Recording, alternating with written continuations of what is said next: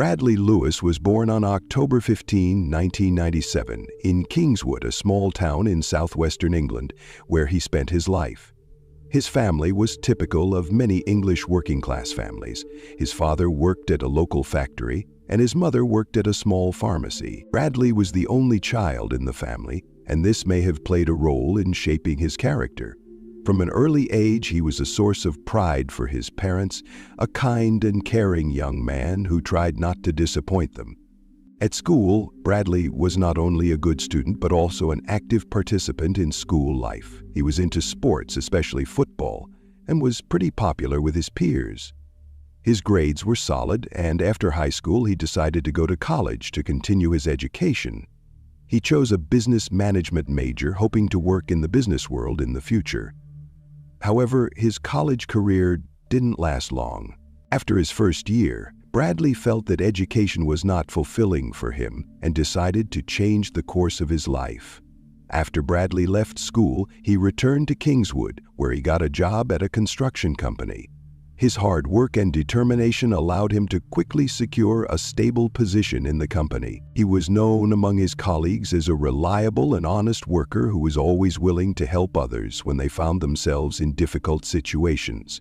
In his free time, Bradley often spent time with friends, participating in various activities, and also found solace in active recreation, such as cycling and fishing. At some point in his life, Abigail White came into his life. It happened about 2 years ago when they met at a party at a pub where Bradley often spent his evenings with friends. Abigail was a bright and confident young woman who immediately caught Bradley's attention. She was a few years younger than him, but they quickly found common ground and began a relationship. Abigail, like Bradley, was from a small town, but her life had been much more difficult. She was independent and ambitious, not limiting herself in her choice of career opportunity. Their relationship developed rapidly, and a few months after they met, they moved in together. Bradley was impressed by Abigail's determination, her ambition, and her desire to improve her life. She often supported him in his plans and endeavors. Together, they began to make plans for the future, and Bradley even considered continuing his education and returning to school.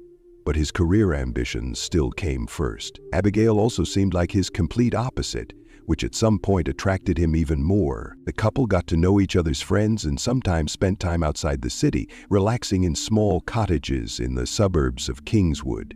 It seemed like a typical romantic story of a young couple, but, as in many relationships, there were difficulties.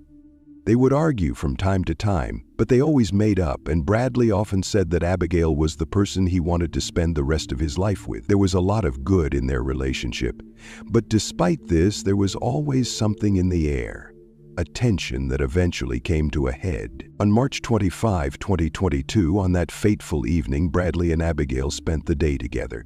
As usual, they went to their local pub, where Bradley met up with a few friends. The evening promised to be quiet, and as always, the locals gathered at the pub to spend time together and enjoy a drink. But as often happens, the evening did not end as they had planned. An argument broke out between Bradley and Abigail. By the time they left the pub, the tension between them was at its peak. Outwardly, nothing unusual was happening, but both were clearly in an agitated state. Bradley felt that the relationship was becoming complicated, and Abigail was upset that she had not been supported in an argument with several people she had encountered at the pub. The couple left the pub, and upon returning home, Abigail discovered the unimaginable. Bradley was lying in the kitchen with a stab wound to his chest. His breathing was weak, and despite her attempts to help, she was unable to save him. Abigail panicked and dialed 911, but the paramedics who arrived a few minutes later were unable to do anything. Bradley was dead. The police arrived at the scene, but it was not immediately clear what had happened. Abigail claimed she did not know how it had happened, and although there were obvious traces of blood, the accident theory did not seem plausible. This marked the beginning of an investigation, but the police were still unable to answer the main question: who was involved in the murder of Bradley Lewis? Description of the crime scene. When the police arrived at the scene, the situation in the house was fairly normal, which immediately alarmed the investigators. There were no obvious signs of a struggle or damage to the premises. Only 2 people were in the house: Abigail White and her deceased boyfriend Bradley Lewis. Bradley was lying in the kitchen. Next to him on the floor was a knife with obvious traces of blood, but otherwise the scene looked quite ordinary. The only exception was the blood that covered part of the floor and kitchen surfaces, apparently left behind from the severe stab wound that caused Bradley's death. According to the police, Abigail was in shock. When she saw the officers arrive, she immediately began to tell them what had happened. Her speech was confused and sometimes interrupted, but the main points remained the same. She had tried to help Bradley, but he had died. She claimed that when they returned home, she and Bradley had continued to argue, but then he had suddenly been injured. Abigail explained that it was some kind of misunderstanding that led to the tragedy. Her words betrayed her confusion and fear, and although her testimony seemed sincere, it did not give investigators a clear picture of what had happened. Abigail approached Bradley with a knife to scare him, to shock him. She claimed that she had no intention of hurting him, but before she realized what had happened, the knife was in his chest. It all happened so fast that she didn't have time to comprehend what had happened. According to her, it was all over before she realized what she had done. When she realized that Bradley was seriously injured, she immediately tried to help him. Abigail said that she helped Bradley take off his clothes to stop the bleeding. She claimed that they did it together, but there was no time to save him. She helped him move to the kitchen, trying to use his t-shirt to cover the wound. Bradley sat down at first, but then his body fell and he was lying on his back. That was when Abigail realized that her efforts were futile. Bradley was dead. When the police questioned her, Abigail initially claimed that Bradley had injured himself. She said she didn't know how it had happened and that she was sure there had been some kind of misunderstanding. Several important questions immediately arose. Why couldn't she give a clearer explanation of what had happened in the house? Why wasn't she sure what had happened? These questions seemed important, and investigators knew they had to proceed very carefully so as not to overlook any details. Abigail claimed that she did not know who could be responsible for what had happened, and that she herself could not have struck Bradley. She also stated that when she saw him injured, she immediately tried to administer first aid, but it was too late. However, her story did not match the facts at the scene. In the kitchen where Bradley's body was found, there was a knife that turned out to be the murder weapon.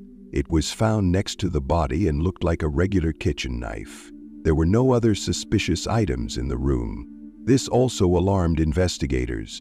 Usually in cases of domestic murders, the killer or criminal leaves behind not only the victim, but also clues that can reveal their motives and the course of events. But in this case, there was nothing of the sort. All that remained was the knife, blood on the floor, and a few strange details in Abigail's testimony. Investigators began collecting evidence. Traces of blood were found on the floor where Bradley lay, but there were no obvious signs of a struggle in the house. There were no scattered items, broken or damaged objects, nothing that could indicate violence. Only the knife and traces of blood on the surface, combined with Abigail's incomplete and contradictory statements, led to the conclusion that something in this picture did not add up. She kept repeating that she didn't see who could have inflicted the wound, and despite her apparent distress, investigators began to doubt her story more and more. Was her testimony sincere, or was she hiding the truth? There were several theories that piqued the investigators' interest. The first was that Abigail could have accidentally fatally wounded Bradley during the altercation. However, even in this case, many questions remained. Why couldn't she give more precise answers about what had happened? Why couldn't she say exactly how it happened if her version of an accident was true? The second theory was that Abigail might have been involved in a premeditated murder. Perhaps the argument was the catalyst for her actions, and when the situation got out of control, she decided to take the ultimate step. But despite these theories, investigators did not have enough evidence to say for sure what happened on that fateful evening. There were no witnesses in the house, and the surveillance camera at the pub could not provide accurate information about how the argument between Abigail and Bradley continued after they returned home. She only recorded a general moment of their conflict at the pub, which did not seem significant enough to cause such a tragedy. Around the same time that investigators discovered that Abigail had changed her story several times, they began to ask themselves new questions. There were no unusual signs of violence at the crime scene, which in theory could indicate that it was not an accident. From that moment on, the investigation was just beginning. Time and the collection of evidence would eventually reveal the truth about what happened that night. However, each step brought the investigators closer to a definitive answer, although at that point, none of the theories could be confirmed. After the police began their investigation, CCTV footage from the pub where Abigail and Bradley had argued before returning home became an important part of the investigation. The cameras captured the argument, but unfortunately they did not show what happened inside the house when the couple returned. These recordings only confirmed that a serious argument had taken place between them, but they were unlikely to be decisive evidence in establishing what happened later. The police could not rely solely on these images, as they did not show what was happening inside the house. This was the first major obstacle in the investigation for the investigators, as the murder had taken place inside the house, and now they had to find out what had actually happened between the two people after they left the pub. When Abigail was questioned, her testimony began to change, which immediately caught the attention of investigators. At first, she claimed that she had not seen anything, that she did not know how Bradley had been injured, and that events had unfolded too quickly for her to comprehend. She claimed that it was all an accident and that she could not explain who could have stabbed him or how. However, her story later became contradictory. Abigail admitted that during the argument, she had taken a knife from the kitchen. She explained that she had only intended to scare Bradley but could not explain why the knife ended up in his chest. This admission raised many questions for investigators. At first glance, her confession seemed sincere, but the contradictions in Abigail's story immediately made investigators suspicious. Why did she first claim that she saw nothing and then admit that she took the knife from the kitchen? Why did she choose that particular moment to confess her role in what had happened? Investigators began to realize that her testimony might be distorted, which could mean that she was hiding important details or trying to justify her actions. The investigation had reached a point where it was necessary to gather as much information as possible to confirm or refute Abigail's testimony. The police continued to collect evidence. The testimony of neighbors played an important role in this process. Although they had not witnessed the crime itself, they were able to describe the couple's behavior in the days and weeks leading up to the tragedy. Some neighbors said that Abigail and Bradley's relationship had become more tense recently, that they had been arguing frequently, and that both seemed to be going through difficult times. This testimony helped investigators form a more complete picture of what was going on in their lives. However, the most important element of the investigation was the analysis of the bloody traces found in the house. When investigators examined the crime scene, they noticed details that could indicate that the murder was not accidental. The blood left on the floor and kitchen surfaces suggested that the knife wound was inflicted while Bradley was conscious and trying to respond to Abigail's actions. Blood stains on various parts of the kitchen indicated that he had tried to move, but his condition was deteriorating, which was consistent with Abigail's account of how she tried to help him after the wound was inflicted. All of this formed an important picture of the events that investigators had to piece together. The police also analyzed the knife found near Bradley's body. It was a standard kitchen knife with no particular features indicating that it had been used as a murder weapon beforehand. However, experts found that the knife was sharp enough to inflict a fatal wound with a single blow to the chest. What was surprising was that the knife was found next to Bradley's body and not in Abigail's hands, which made investigators wonder why she did not try to dispose of the murder weapon if it was indeed an accident. These details seemed strange and suggested that something in her story did not add up. The medical examiner confirmed that Bradley's death occurred quickly after he was wounded. She explained that the injury was fatal and that death most likely occurred within minutes of the blow. This fact was further evidence that the entire scene of Bradley's death was at least partially staged and that her actions were not accidental. This, of course, did not prove Abigail's direct involvement in the murder, but it became clear that she could have been involved to a significant extent. The evidence gathered and the testimony of neighbors increasingly pointed to the fact that the relationship between Abigail and Bradley was indeed tense, and that she probably made the decision to act without hesitation during the argument. Investigators began to piece together a picture of how their conflict-ridden relationship could have led to tragedy. Witness statements and analysis of the crime scene confirmed that the argument that triggered the tragedy was not accidental. Each new piece of evidence further convinced investigators that Abigail could have been involved in the murder and that she had tried to hide the truth about her actions. Now the investigators were faced with the task of not only uncovering the events of that fateful evening, but also understanding what could have prompted Abigail to make such a decision. To do this, they needed to continue gathering evidence, and each piece could be the key to solving the mystery.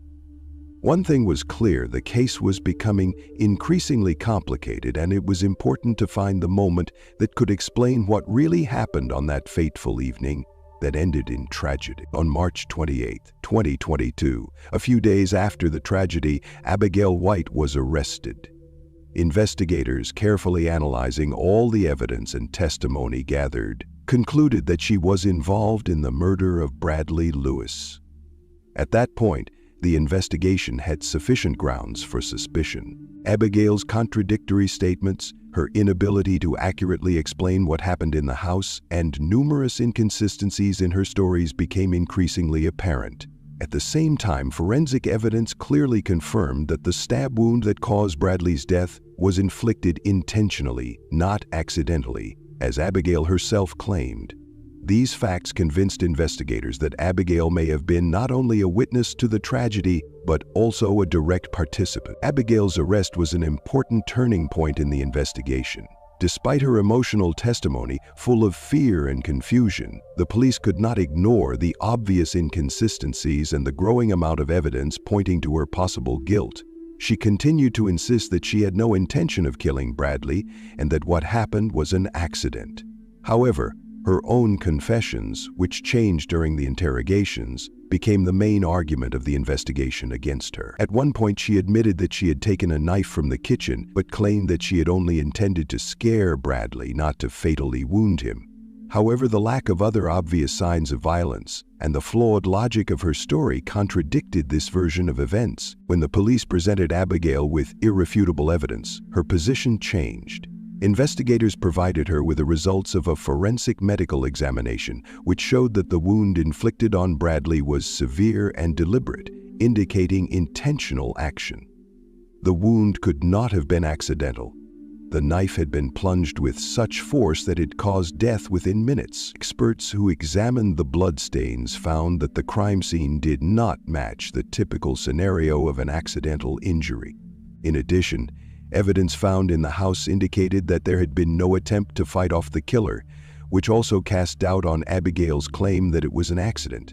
Despite her attempts to justify her actions, investigators were convinced that she was responsible for Bradley's death. They believed that during the argument, which Abigail claimed began in the pub, she lost control of the situation. Nervousness, aggression, and pent-up emotions led her to decide to stab him. According to investigators, all of Abigail's actions that evening were the result of her rash behavior in a moment of emotional distress. When Abigail was arrested, she could no longer hide the fact that her actions had led to tragedy. Contradictions in her testimony began to work against her. At the time of her arrest, she was presented with concrete evidence, including surveillance footage from the pub, medical reports, and blood analysis results. This evidence showed that she had been actively involved in the incident and that her actions were deliberate. Investigators believed that she had not only struck the victim but also attempted to conceal the truth, possibly out of fear for her own life and the lives of her children. When Abigail was arrested, she was informed of her rights and the procedure for further action. The police conducted additional interviews with her, during which she did not deny that she had wounded Bradley, but again claimed that it was not done with the intention to kill. Investigators continued to insist that her actions were deliberate. At this stage, it became clear that Abigail was trying to mislead the investigation, which only served to strengthen suspicions. Later, analyzing the entire spectrum of events, investigators concluded that the quarrel between Abigail and Bradley in the pub was only the beginning of what led to the tragedy. The couple was experiencing serious emotional and psychological difficulties. Witnesses and neighbors reported numerous conflicts between them in recent months. Abigail repeatedly complained about Bradley, claiming that he did not support her. These circumstances only reinforced the investigators' version that during the argument at home, she was unable to control her emotions and decided to kill him. After her arrest, Abigail was taken into custody and preparations for the trial began. Investigators continued to gather all possible evidence to prove her guilt and prepare the final indictment. Every detail, every piece of information obtained from witnesses, analysis of bloodstains and other physical evidence gradually pieced together a clear picture of what happened on that fateful evening. Abigail's arrest was an important milestone in the investigation. The police were confident that she was entirely responsible for Bradley's death, and their further work was focused on proving her guilt in court. Contradictions in her testimony and inconsistencies with the reality of the events continued to raise suspicions, and investigators were confident that the truth about what had happened would soon be revealed. The trial at Bristol Crown Court began with a detailed examination of the circumstances surrounding the crime that led to the death of Bradley Lewis. Abigail White was charged with the murder of her boyfriend, and her version of events was presented during the trial. She admitted her guilt in manslaughter but claimed that her actions were not intended to kill Bradley. Abigail explained that she took a knife from the kitchen to shock and scare Bradley, but did not realize what had happened until it was too late. She claimed that during the argument she was in a highly emotional state, lost control, and could not predict the consequences of her actions. However, evidence gathered during the investigation contradicted her testimony. A forensic medical examination showed that the knife wound was intentional and aimed at a vital part of the body. Surveillance cameras from the pub confirmed that there was a conflict between Abigail and Bradley, but could not clarify what happened in the house after the couple returned home. Also, bloodstain analysis at the crime scene, along with medical examiner data, showed that Bradley died quickly, which backed up the idea that the stab was meant to cause serious harm. Despite Abigail's admission of manslaughter, the judge and jury could not ignore the fact that her actions were the result of her aggressive emotions at the time of the altercation. Investigators and lawyers argued that Abigail had the opportunity to stop her actions but continued, which ultimately led to the tragic outcome. The court also considered her behavior after the crime, when she initially tried to conceal the true circumstances of what had happened, claiming that Bradley had injured himself.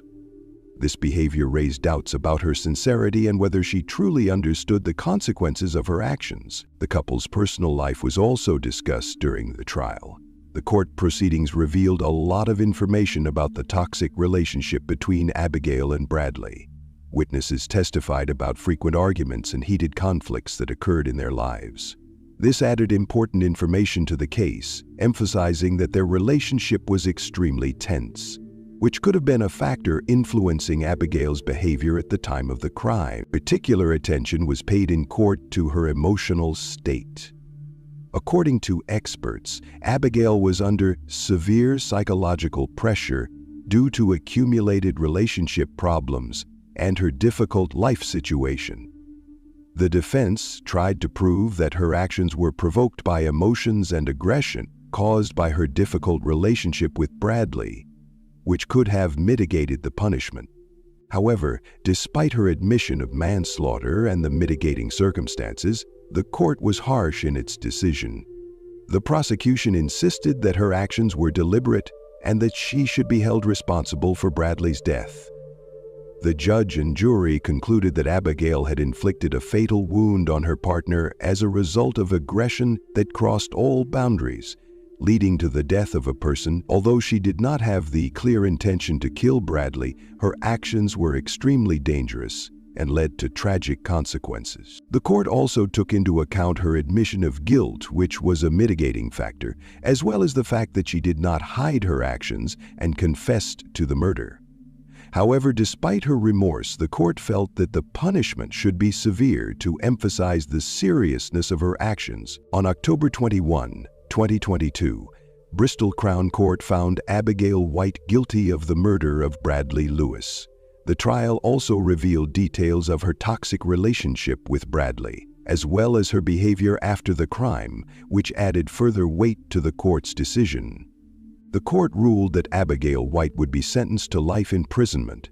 However, given her guilty plea and mitigating circumstances, the sentence was set with the possibility of applying for early release after 20 years. Cat West, known online as Kitty Cat West, was born on August 14, 1975 in Florida. From childhood, she stood out among her peers with her charm, beauty, and cheerful personality. Her friends called her the life of the party and admired her ability to draw people in. Despite her outward ease and brightness, Kat's life was not always easy. In the early 2000s, she faced difficult challenges. She worked as an exotic dancer and endured a painful relationship that left deep scars on her soul.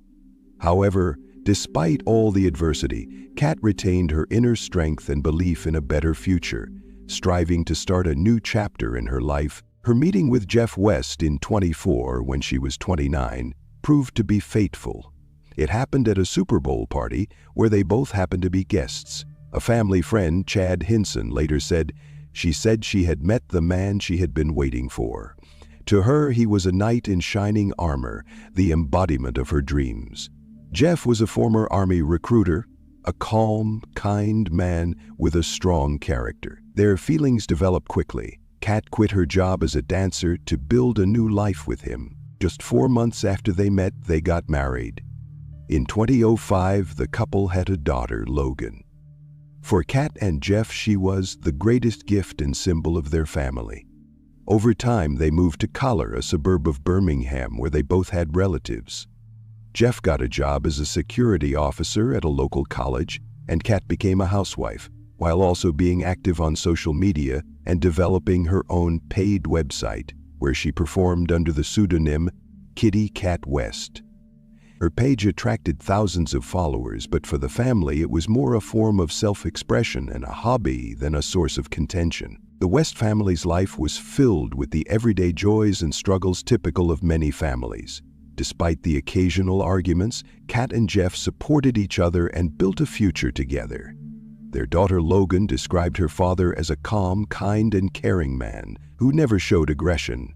The family tried to create an atmosphere of love and security to give their daughter a solid foundation for life. The evening of January 12, 2018 arrived, a day that was supposed to be ordinary but ended in tragedy. Kat and Jeff decided to spend some time together, leaving their daughter in the care of relatives. They went on a date, wanting to take their minds off their worries and have a pleasant evening. The couple went to dinner at one of Calera's restaurants and then stopped by a local liquor store. There they bought a bottle of Jameson whiskey and a bottle of Lucid Absinthe, a drink with a distinctive green hue and strong flavor. Absinthe would soon play a fatal role in their lives. Around 9 p.m., they returned home. Jeff decided to take some photos of his wife, who posed for the camera in colorful lingerie and shoes. The couple drank heavily throughout the evening. Their relationship was complex and ambiguous. Despite some disagreements in the past, in their messages that evening they exchanged affectionate words and made plans for the evening together. The messages contained expressions of love and care, reflecting the lingering affection between them and their desire to preserve their family. At some point, Jeff, annoyed by Kat's constant attention to her phone, grabbed the device and threw it outside. Kat, without wasting any time, went out after her phone. She was wearing the same outfit, no pants or shoes. This scene was the last time Kat was seen alive by her neighbors. At around 5 a.m. on January 13, 2018, a 19-year-old neighbor on her way to work at a fast food restaurant discovered Kat West's body near her home. She was in a vulnerable position, half naked and unconscious. The neighbor immediately called the police, setting off a chain of events that shook the Calera community and prompted a serious investigation. The tragedy devastated the family and friends. Many could not believe that such a thing could happen in their quiet suburb, in a family they considered exemplary. Neighbors described Kat as a cheerful and energetic woman who always knew how to get along with people. Her activity on social media, including her work on a paid website with explicit photos, surprised some and condemned others. But no one imagined that it would lead to tragedy. For Jeff, that evening was a turning point. Everything that had been filled with love, expectations, and hopes turned into a series of tragic events in just a few hours. Family, friends, and acquaintances were drawn into the investigation, trying to understand what really happened on that fateful January evening. When the police arrived at the scene in the early morning of January 13, 2018, they were met by an unusual and disturbing scene on the street near the West's home.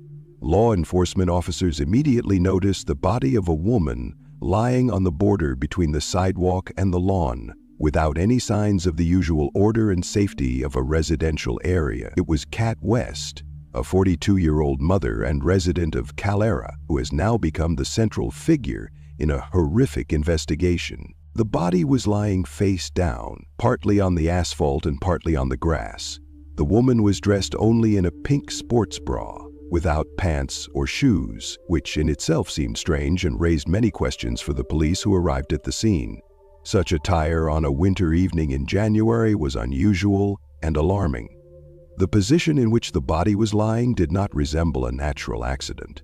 On the contrary, it seemed that the scene had been carefully staged. Next to the body was a bottle of lucid absinthe with its characteristic green hue. It was neatly placed directly on a cell phone, an unusual detail that immediately caught the attention of the police and investigators. According to witnesses and experts, the position of the bottle looked as if someone had deliberately tried to create a certain impression or distract attention from the true circumstances of the death. The first glance at the police officers also noticed several disturbing signs of violence. There was blood around the body, large stains on the asphalt, and traces running down the surface of the road. These bloodstains indicated that the victim had suffered serious injuries that could not have gone unnoticed. There were visible signs of injury on the body, especially in the head area, although the examination at the scene was superficial and served only as a preliminary assessment. The surrounding circumstances were unusual. The door to the West's house was wide open, which aroused further suspicion among the police. It is not normal for the owner to leave the front door wide open after a nighttime incident, especially when it was already cold outside and an emergency was underway. The open door added to the mystery. Perhaps someone was trying to hide something, or did not want to interfere with the rescue efforts. Jeff West himself appeared at the doorstep. His appearance immediately caught the eye. The man looked agitated, nervous, and alarmed. In conversation with the police, he claimed that he had been awakened by the sound of sirens and did not immediately understand what was happening. His words and behavior caused mixed feelings among law enforcement officials. On the one hand, visible confusion. On the other, possible tension, which could be a sign of something more than just an accident. The police began gathering preliminary information and examining the crime scene, not ruling out several possible versions of what happened.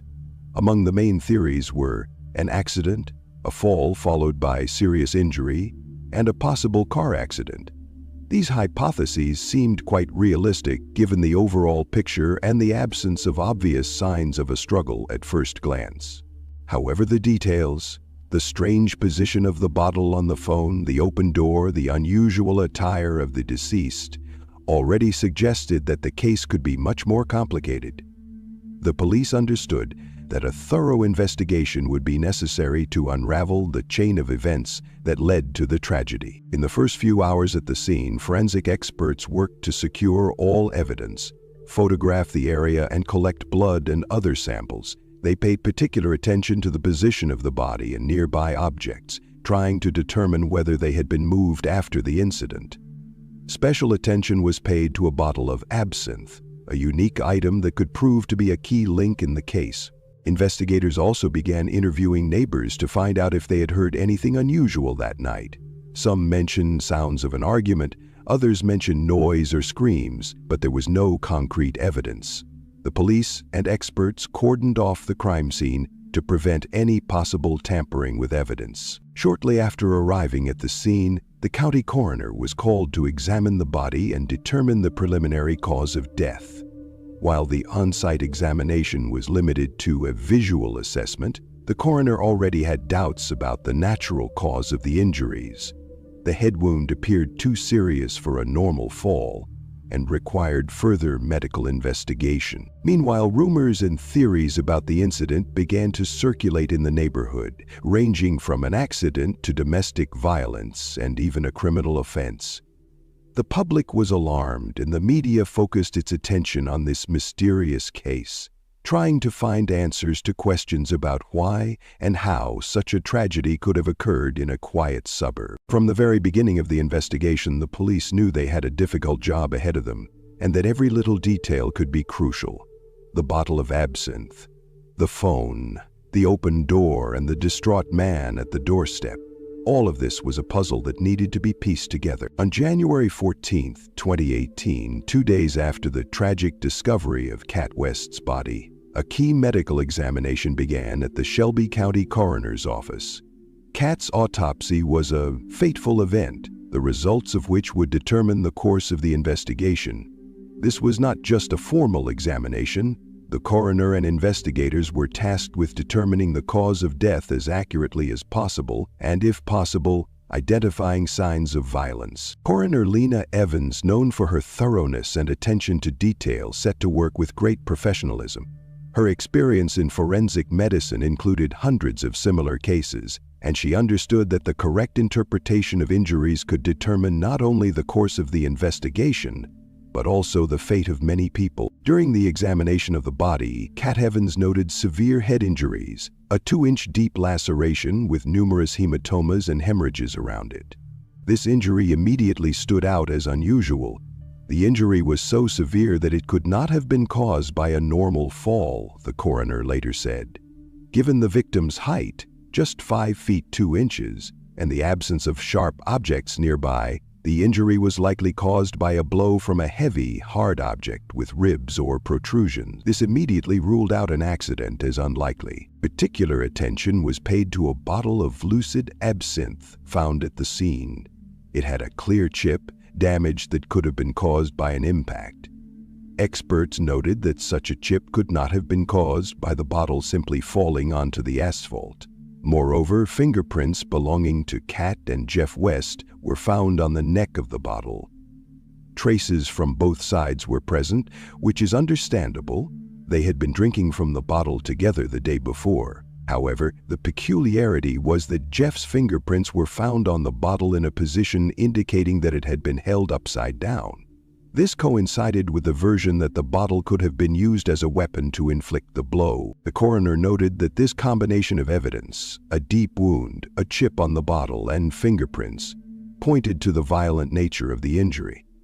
This became one of the key elements that radically changed the course of the case. After receiving the coroner's report, investigators began collecting and analyzing evidence that could help reconstruct the events of Kat West's last night.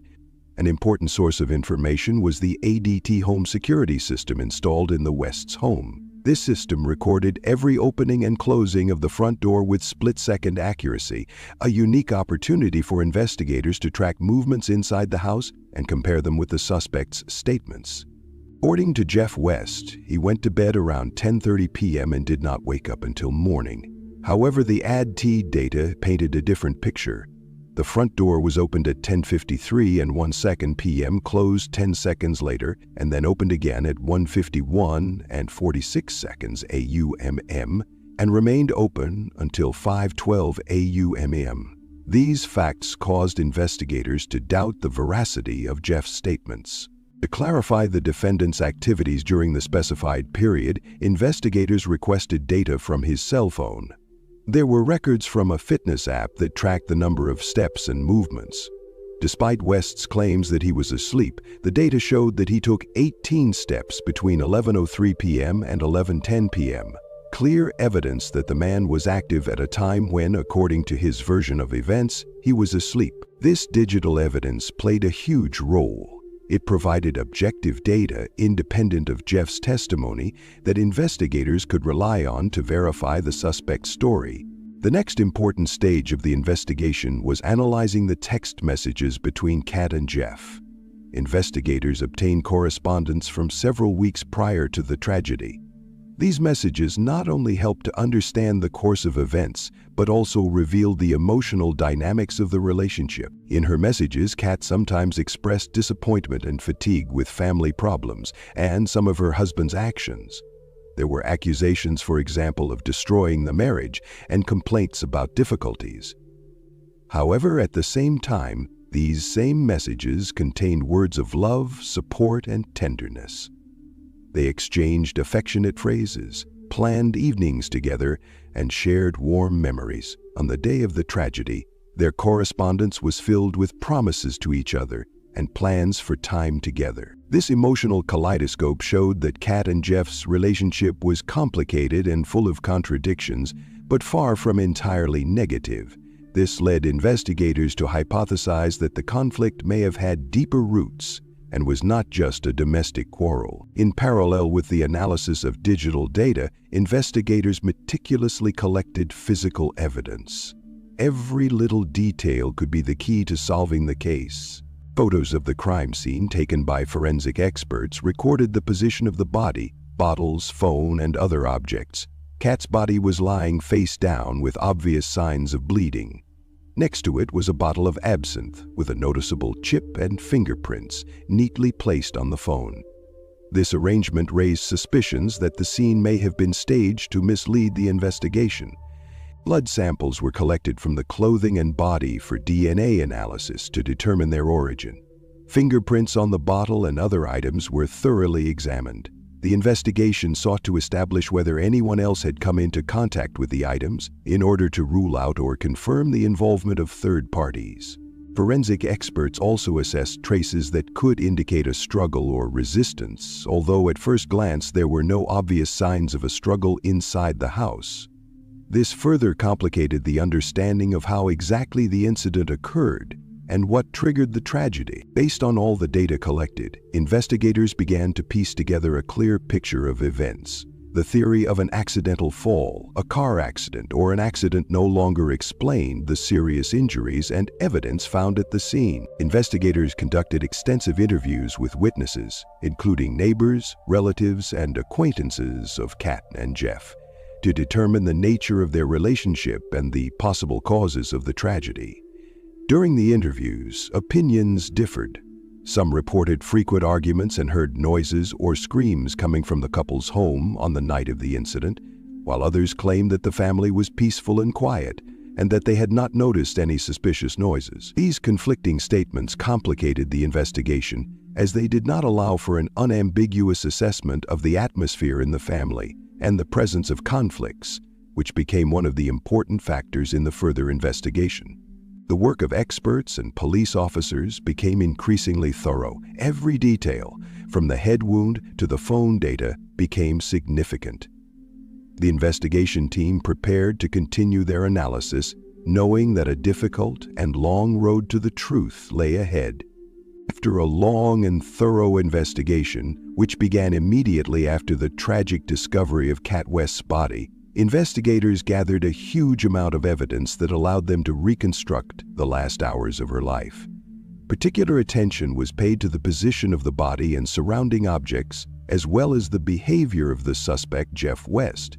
It was these circumstances that allowed the police and forensic experts to piece together a complete picture of what had happened and form the basis for an arrest. One of the key elements of the case was the unusual position of the bottle of lucid absinthe, which had been carefully placed on Kat's cell phone. This arrangement was so unusual for an accidental incident that investigators considered it a staging.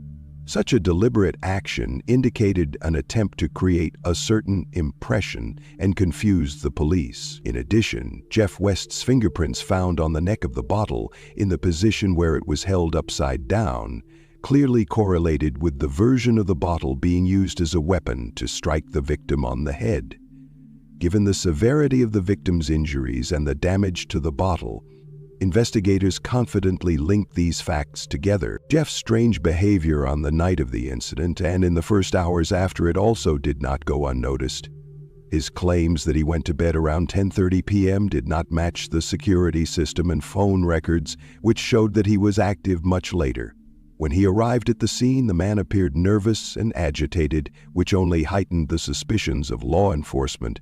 These inconsistencies and doubts became an important part of the evidence. All the facts together, the position of the body, the fingerprints, the damaged bottle, the security system data, the contradictory statements, and the suspect's behavior, allowed investigators to reach a final conclusion: Jeff West was involved in his wife's death.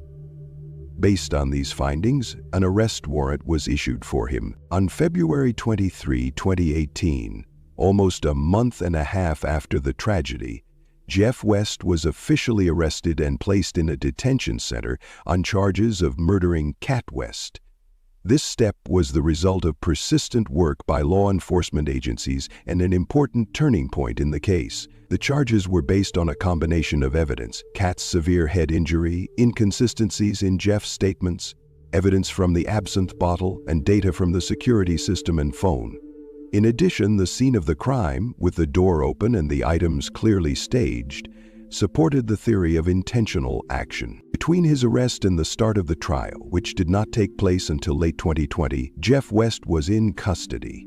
During those 2 years, intense preparations for the trial were underway. Both sides actively gathered new evidence, analyzed witness statements, and conducted additional expert examinations. The prosecution, having convincing evidence and seeking to expedite the trial, offered Jeff West a deal. The essence of the deal was that if he pleaded guilty, he would receive the minimum sentence, taking into account the time already spent in custody and the possibility of subsequent parole with a 2-year probation period. Such a compromise would have avoided lengthy and exhausting court hearings and reduced the risks for both sides. For the defendant, it meant a chance to be released sooner and start rebuilding his life. However, Jeff firmly rejected the offer.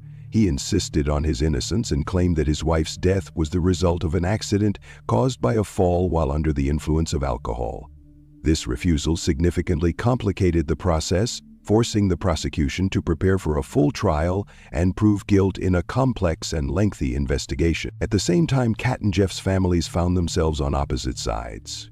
Contrary to popular belief about animosity, Kat West's family requested clemency and a reduced sentence for Jeff throughout the investigation and pretrial period. They urged the court to take into account all the circumstances of the case, the man's condition and long years of service in the Army, as well as his behavior after the tragedy. On the other hand, Jeff's family maintained his innocence, insisting that Kat's death was the result of a tragic accident and that he was not involved in her death. Over the course of 2 years of intense work, both sides prepared for the trial. It was important for the prosecution to prove that Jeff West was not only responsible for his wife's death, but that his actions were unjustifiably risky and led to her death. The defense, on the other hand, based its case on the absence of intent and claimed that it was a tragic coincidence. This period was marked not only by legal battles but also by psychological pressure on all those involved: Kat's family, the defendant, and his loved ones. Psychological and psychiatric examinations and additional investigative measures helped to clarify details, strengthening the positions of both sides. Thus, from the moment of his arrest in February 2018 until the start of the trial in November 2020, the case became significantly more complex and required maximum attention. Jeff West spent this time in custody, waiting for an opportunity to prove his position or decide on his further conduct in court. At the same time, Jeff West's family fought for justice, hoping that the court would take into account all the nuances of the case. Thus, this period of time became a preparatory stage, during which many legal, evidentiary, and emotional aspects of the case were established, the foundation on which the future trial was built. The trial of Jeff West began on November 17, 2020 in Shelby County Court and attracted significant public attention. Over the course of several days, intense hearings were held in the courtroom, during which both sides, the prosecution and the defense, presented their evidence, called witnesses and experts, and presented their arguments. Every detail of the case, every word carried weight, as the fate of the defendant and the memory of the deceased Cat West were at stake. The prosecution focused on witness testimony and expert opinions that pointed to the defendant's inexcusable negligence, which led to his wife's death. Medical experts confirmed that the wound on Cat West's head was so severe that it could not have been caused by a simple fall. Of particular significance were Jeff West's fingerprints on the lucid absinthe bottle, which were positioned as if the bottle had been held upside down. This was consistent with the theory that the bottle had been used as a weapon to deliver the fatal blow. The investigation presented photographs from the scene, security camera footage, and phone records that revealed inconsistencies in the defendant's account. In audio recordings of the interrogations, prosecutors noted that Jeff West was reserved and thoughtful in his answers, which, according to the prosecution, indicated attempts to hide the truth and avoid responsibility. The emphasis was on the fact that Jeff's actions were not accidental, but the result of a deliberate plan, albeit without direct intent to kill. The defense, in turn, insisted that Cat West's death was the result of an accident. According to their version, the woman, who was heavily intoxicated, fell and suffered a fatal injury. The lawyers tried to discredit some of the prosecution's evidence, pointing to possible errors in the collection of evidence and shortcomings in the expert reports. They emphasized that there was no direct evidence of intentional violence. An important element of the defense was the testimony of relatives and friends who described Jeff as a calm, kind man who was not prone to aggression. The couple's daughter made an emotional plea to the court to show mercy to her father. Numerous witnesses gave testimony, ranging from neighbors who could hear noise or conversations that night to forensic scientists and digital data experts who analyzed phone records and security system data. Experts described in detail the autopsy results and the characteristics of Cat's injuries. All of this created a complex and multifaceted picture that required the jury to carefully weigh each piece of evidence. Despite the emotional toll, the trial was conducted strictly according to the law, with attention to the rights of both sides.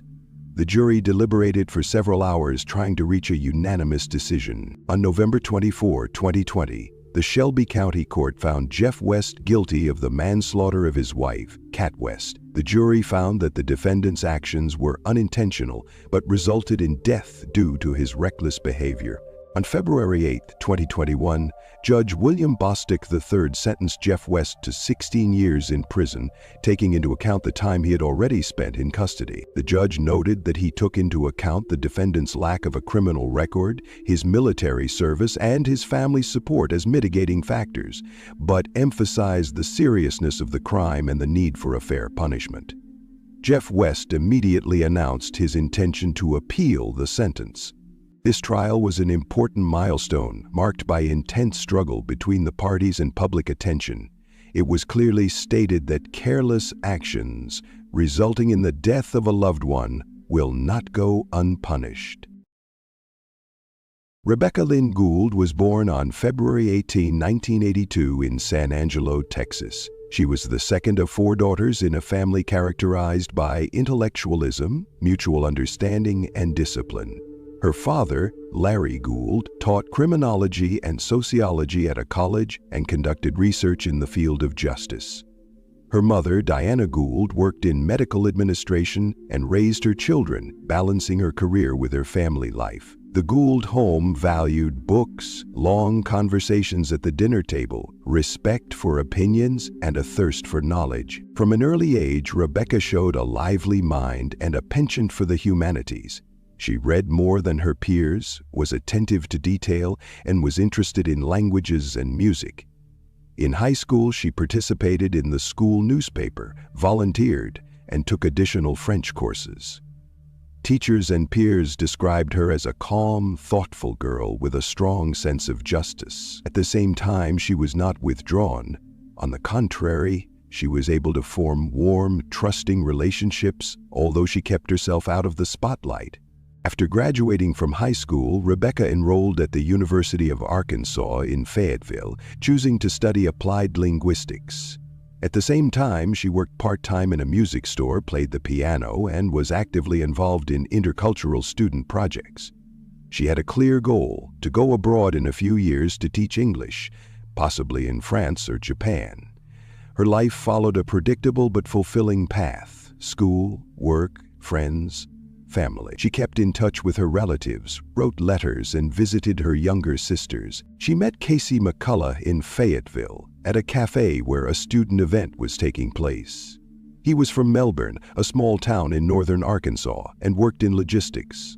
Calm, quiet, but attentive, he immediately stood out from the crowd. Their relationship developed gradually, without drama or scenes. Casey often invited Rebecca to his hometown to show her around and introduce her to his friends. She felt comfortable in Melbourne, especially in Casey's father's house, a one-story brick house on Mokula Trail surrounded by pine forest. There was a fireplace, an old library, and a piano. It was this combination of comfort and seclusion that Rebecca particularly liked. In September 2004, after the start of the fall semester, Rebecca returned to Melbourne. She planned to stay for the weekend and return to the university on Monday morning. Casey was going away to visit friends for a couple of days and offered her to stay at the house alone. She agreed. She was last seen on Monday morning, September 20, at a local laundromat.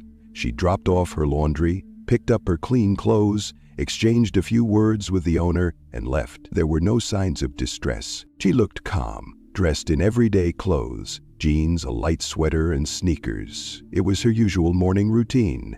Casey returned on Tuesday evening, September 21. The house greeted him with a strange, suffocating silence. The door was unlocked. Inside, there was a feeling of unnatural disorder. Towels were scattered in the hallway, and there was water in the bathroom sink as if someone had washed their hands in a hurry. In the living room, the furniture had been moved slightly, and there was a pillow on the floor. In the bedroom, the mattress had been moved and the sheets were crumpled. On one of them was a dark stain that looked like blood. He called out to Rebecca, but there was no answer. Her cell phone, keys, and wallet were on the nightstand. The contact lenses she wore every day were in their case. Everything indicated that she had no intention of leaving the house. Rebecca's car was parked in the driveway, locked but with no signs of movement. Casey started calling her friends, but no one knew where she was. For a while, he hesitated, hoping she had just gone for a walk. But with every passing minute, that seemed less and less likely. Not wanting to jump to conclusions, he called several of her friends again, and when he got no answer, called the police. At around 6:00 p.m. that day, officers from the Izard County Sheriff's Office arrived at the house. When the first officers from the Izard County Sheriff's Office arrived at 15 Mokula Trail at around 6:40 p.m. on September 21, 2004, they had no idea that they were about to encounter a case that would become the most difficult of their careers. The call came from Casey McCullough, who reported a disturbance at the house and the disappearance of his girlfriend, Rebecca Gould. He insisted that her belongings were still inside. Her car was parked at the entrance, but she was nowhere to be found, and he was unable to contact her. The police arrived in 2 cars.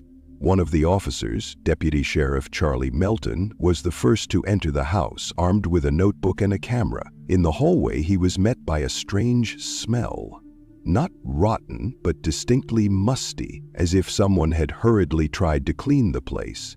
The house wasn't very big, a typical one-story detached house with 3 rooms, a living room, and a kitchen, built back in the 1970s. The windows were closed and the lights were off. An awkward, still silence reigned in the house. First, the investigators examined the hallway and living room. Everything looked almost normal except for one thing. A pillow was lying on the floor by the sofa, and the coffee table had been moved to one side. On it stood a bottle of water with fingerprints still visible on the surface. In the corner of the living room stood an old upright piano, dark brown in color. On closer inspection, it appeared that one of the legs of the instrument had been partially detached. On the floor beneath the piano lay a wooden pin with traces of varnish and a crack that was clearly not accidental. This item was recorded in the report and later identified as a potential weapon. In the kitchen area, investigators found no signs of a struggle. However, there was a half-peeled pear and a knife on the countertop. This indicated that Rebecca had been cooking or eating at some point. There were 2 cups in the sink. Everything looked calm but sterile, as if someone had tried to clean up afterwards. One strange thing was a bag of bread left on the floor near the refrigerator. The bedroom attracted the most attention. According to investigators, this was where the incident that would later be classified as an assault took place. The bed was in disarray. The mattress had been moved and the sheets had been thrown onto the headboard. On one of them, closer to the center, there was an irregularly shaped dark stain that had soaked into the fabric. Analysis showed that it was blood. A little later, a reagent test confirmed the presence of blood stains on the inside of the mattress. The blood had not splattered, but had been absorbed into the surface, indicating that the victim had been lying or in the same position for some time. There was a nightlight above the bedside table.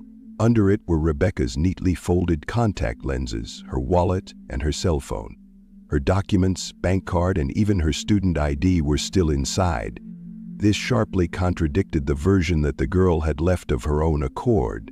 No one, especially a student, would leave home without their personal belongings, let alone contact lenses which are needed every day. Everything pointed to a sudden interruption in her normal routine. Particular attention was drawn to the absence of one of the blankets that had previously been on the bed.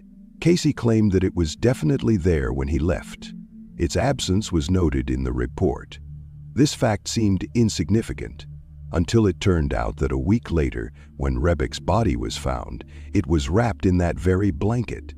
This detail would later play a key role in reconstructing the events.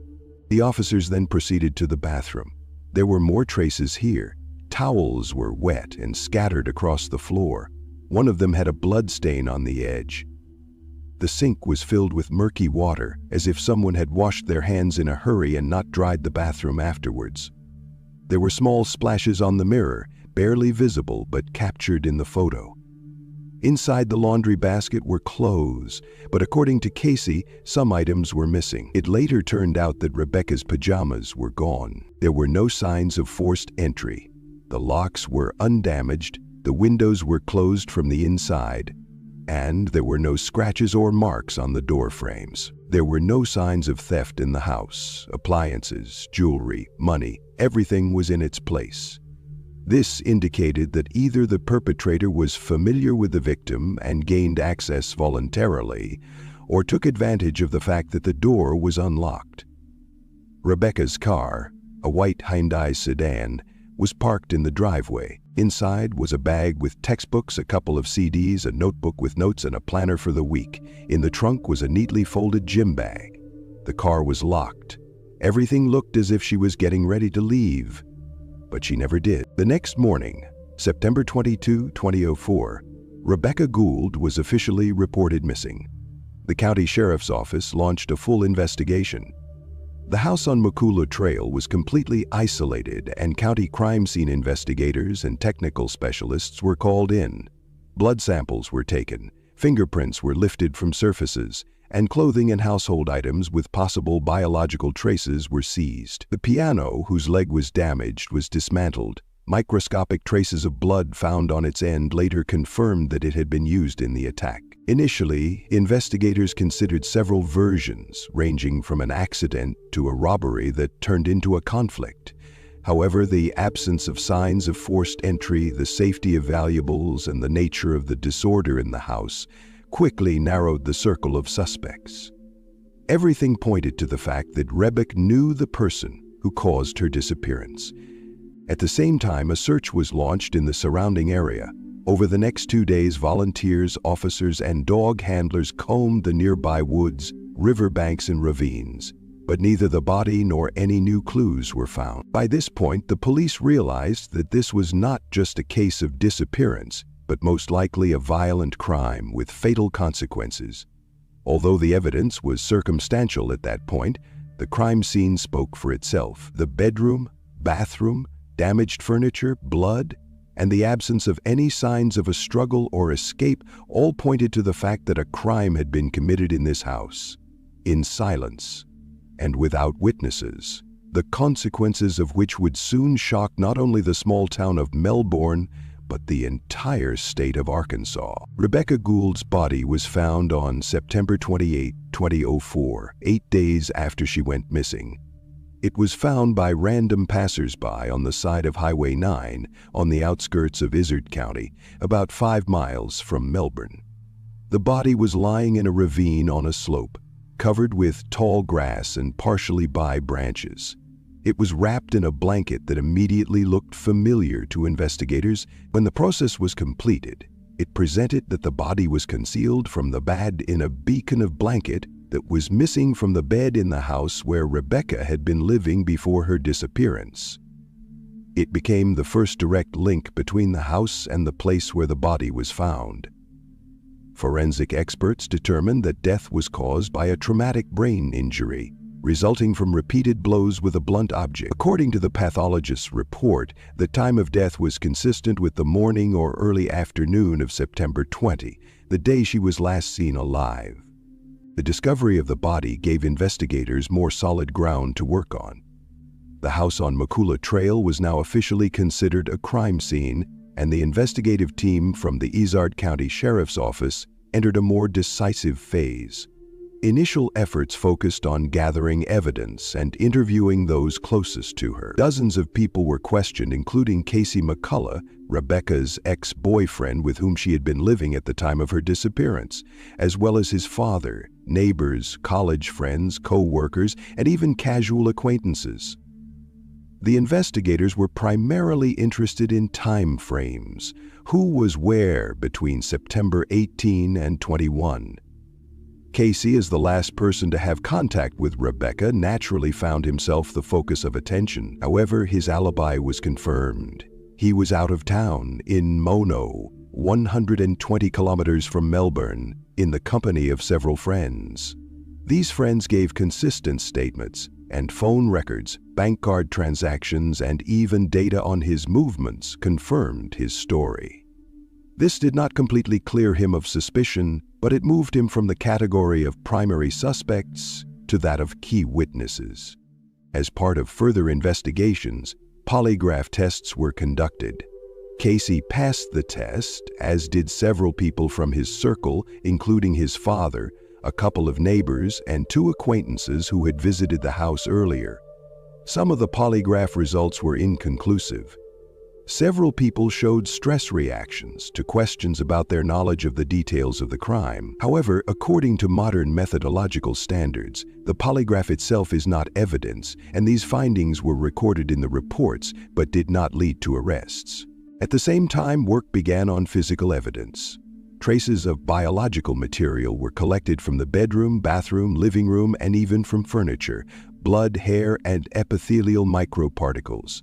Fingerprints were taken from several surfaces, including door handles, the leg of a piano, which, as it later turned out, was the murder weapon, and a water bottle found on the table. Unfortunately, the forensic technology available in 2004 did not allow for in-depth genetic analysis of weak and scattered samples. Databases were limited, and none of the prints found matched any existing criminal records. Investigators turned to the Federal Bureau of Investigation for help. In particular, the FBI was called in to compile a behavioral profile of the alleged perpetrator. Experts suggested that the perpetrator most likely knew Rebecca, had access to the house, acted alone, and may have had personal feelings for her, both romantic and possibly envy or anger. The profile was fairly typical, did not provide a specific name, but confirmed suspicions that the perpetrator was not a random passerby. Rebecca's past connections were analyzed, including people she studied with, worked with, and interacted with on social media. But they were all gradually ruled out, some because of alibis, some because of lack of motive, and some because of the results of additional checks. However, despite the extensive work done, by the end of 2005 the case began to stall. The word insufficient appeared more and more often in investigators' reports. Not enough evidence, not enough testimony, not enough logical connections. Although the case remained active, the pace of the investigation slowed. The reasons for this were both internal and external. First, there was no obvious motive. Rebecca was a gentle person who did not conflict with those around her, had no known enemies, and did not lead a risky lifestyle. None of the messages on her phone or in her email contained any threats. None of her acquaintances suggested any hidden conflicts. Her disappearance seemed sudden and inexplicable, even to those closest to her. Second, the crime took place in a house located in an isolated part of the city, which ruled out the possibility of witnesses. No neighbors heard any suspicious noises, and no surveillance cameras recorded anything unusual, simply because there were none in the area. The time frame between Casey's departure and her return home gave the perpetrator the opportunity to act without fear of interference. Adding to the complexity and pressure was the local community. Melbourne is a small town where everyone knows everyone, and any crime becomes the subject of public discussion. Investigators were constantly faced with a flood of rumors, speculation, and informal accusations. Some claimed to have seen Rebecca in a car with a stranger on the day of her disappearance. Some speculated that jealousy was the motive. All of this distracted attention from the main task at hand, finding facts. Some witnesses refused to speak officially, fearing publicity or public condemnation. According to unconfirmed reports, in the first days after Rebecca's disappearance, the house where she lived was not immediately cordoned off. This allowed people to move around it, possibly even removing or tampering with evidence. It was this loss of control over the crime scene that may have cost the investigation several critically important pieces of information. The police report later acknowledged that the initial examination of the premises was incomplete and delayed. Thus, by 2006, the Rebecca Gould case had been classified as hanging, active but without active progress. It remained open, but work on it was sporadic. Investigators came and went, and evidence was moved from one archive to another. The community continued to remember Rebecca, and memorial events were held every year. Her father, Dr. Larry Gould, repeated in every interview, "I will find who did this." But there were still no answers, and William Miller's name did not appear in any official version for almost 15 years. Almost 14 years after the tragedy, in the fall of 2018, the Rebecca Gould case unexpectedly returned to the public spotlight. This was thanks to a podcast created by private journalist and writer Catherine Townsend. The podcast was called Helen Gone and was dedicated to unsolved crimes in small American towns. Townsend, who had previously worked in London and then in New York, was personally familiar with Arkansas and decided to devote the first season of her project to the Rebecca Gould case. Her approach differed from traditional journalistic investigations. She didn't just retell the case, but traveled to Melbourne herself, talked to local residents, Rebecca's friends, police officers, retired officers, and even people who had previously been considered suspect. Her interviews were detailed, accurate, and unsensational, which quickly earned her listeners' trust. The podcast went viral.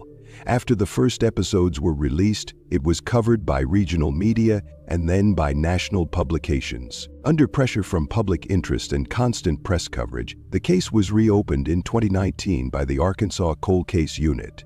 The FBI joined the investigation.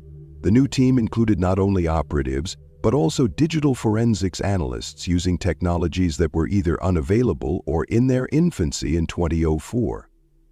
The main task was to re-examine evidence that had previously yielded no results.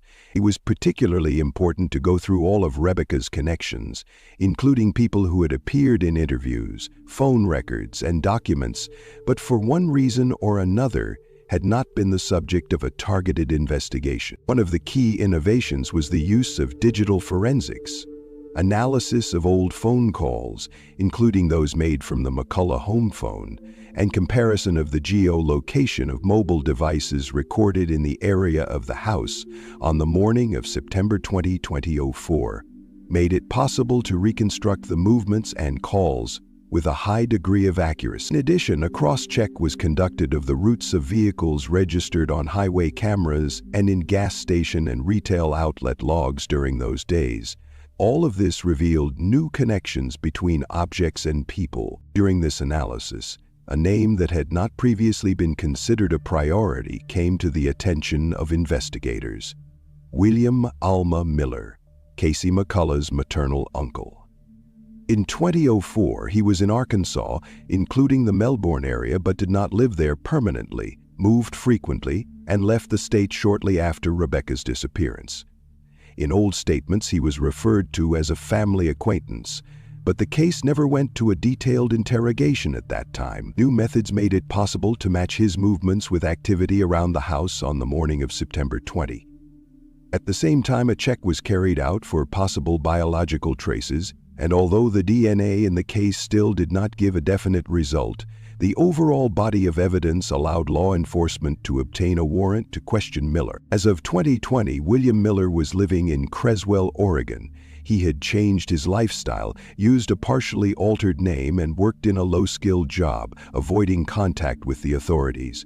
On November 7, 2020, investigators arrived at his home with a warrant for his arrest and a search warrant. Miller was detained and taken to the local police station. For 5 hours, he denied any involvement in Rebecca's disappearance. He claimed that he had not seen her in recent days, had not been at the house, was not familiar with the details of her life, and had little interest in what was happening. However, during the interrogation, under the influence of facts, contradictions in his testimony, and psychological pressure, Miller began to become confused and eventually admitted that he had indeed been at the house on the morning of September 20. According to his confession, there was an accidental conflict between him and Rebecca. He avoided giving details. He responded evasively to follow-up questions, but admitted that during the argument he lost his temper, grabbed the leg of the piano, and struck her. He was unable to explain what exactly triggered the outburst.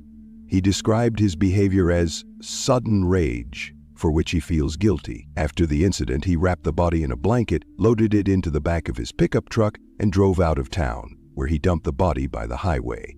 He also admitted that he later attempted to cover his presence in the house by washing away traces in the bathroom and partially cleaning the premises. He did not provide any further explanation. After his confession, Miller was arrested. He initially refused voluntary extradition. Legal proceedings began to transfer him to Arkansas.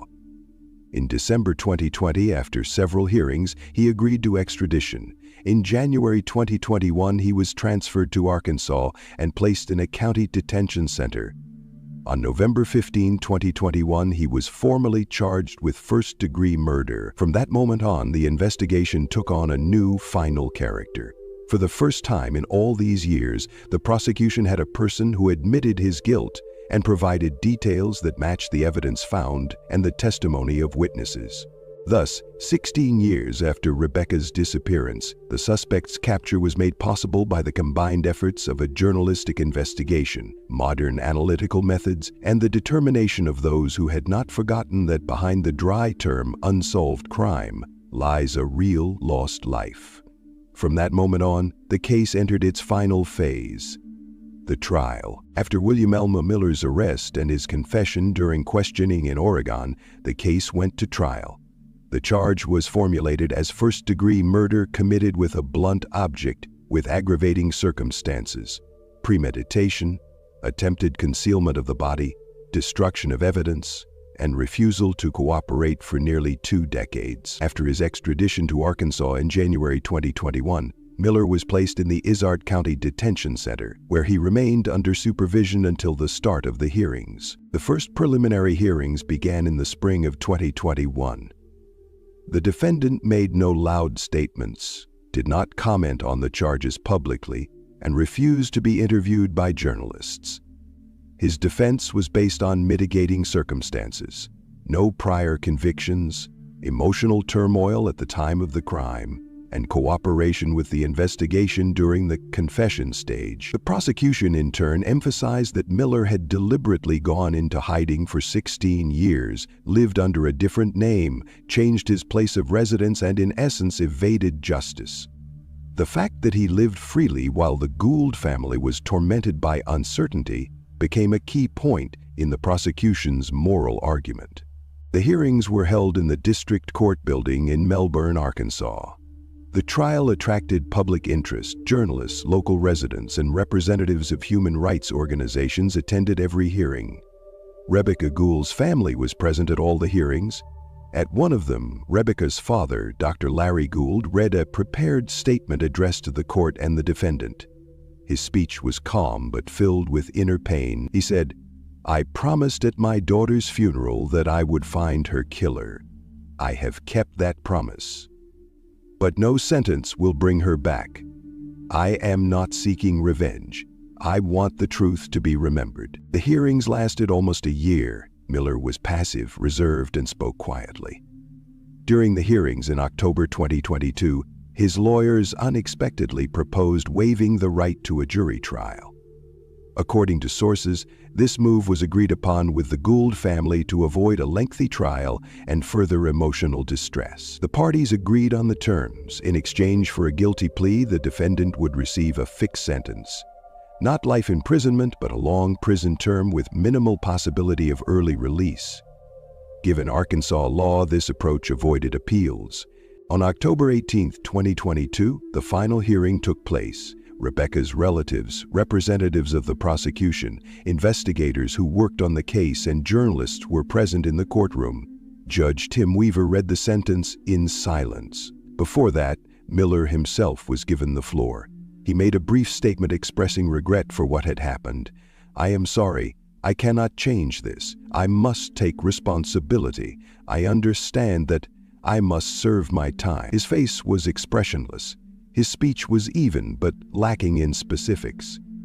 The judge did not believe in the sincerity of his remorse. On October 18, 2022, the Izard County Circuit Court found William Alma Miller guilty of first-degree murder committed on September 20, 2004, against Rebecca Lynn Gould. On October 19, 2022, he was sentenced to 40 years in an Arkansas state prison without the possibility of parole for at least 70% of his sentence.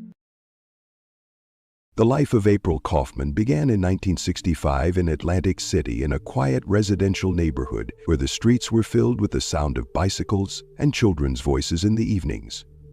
The family lived modestly.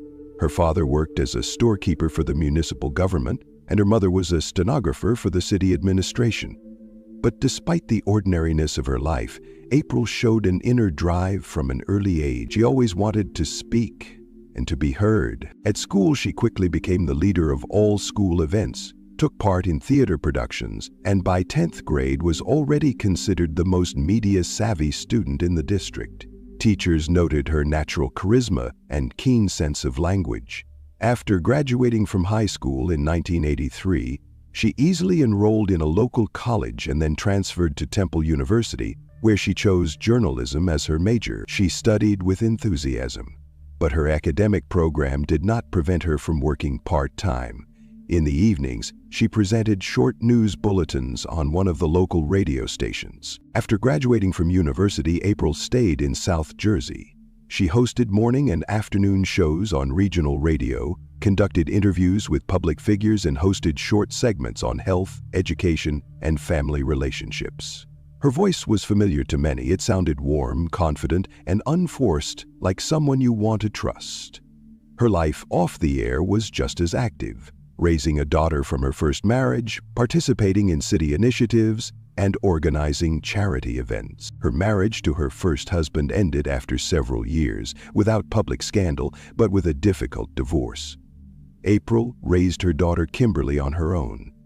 They lived together in a small apartment, and although money was tight, the home was always filled with order, humor, and determination.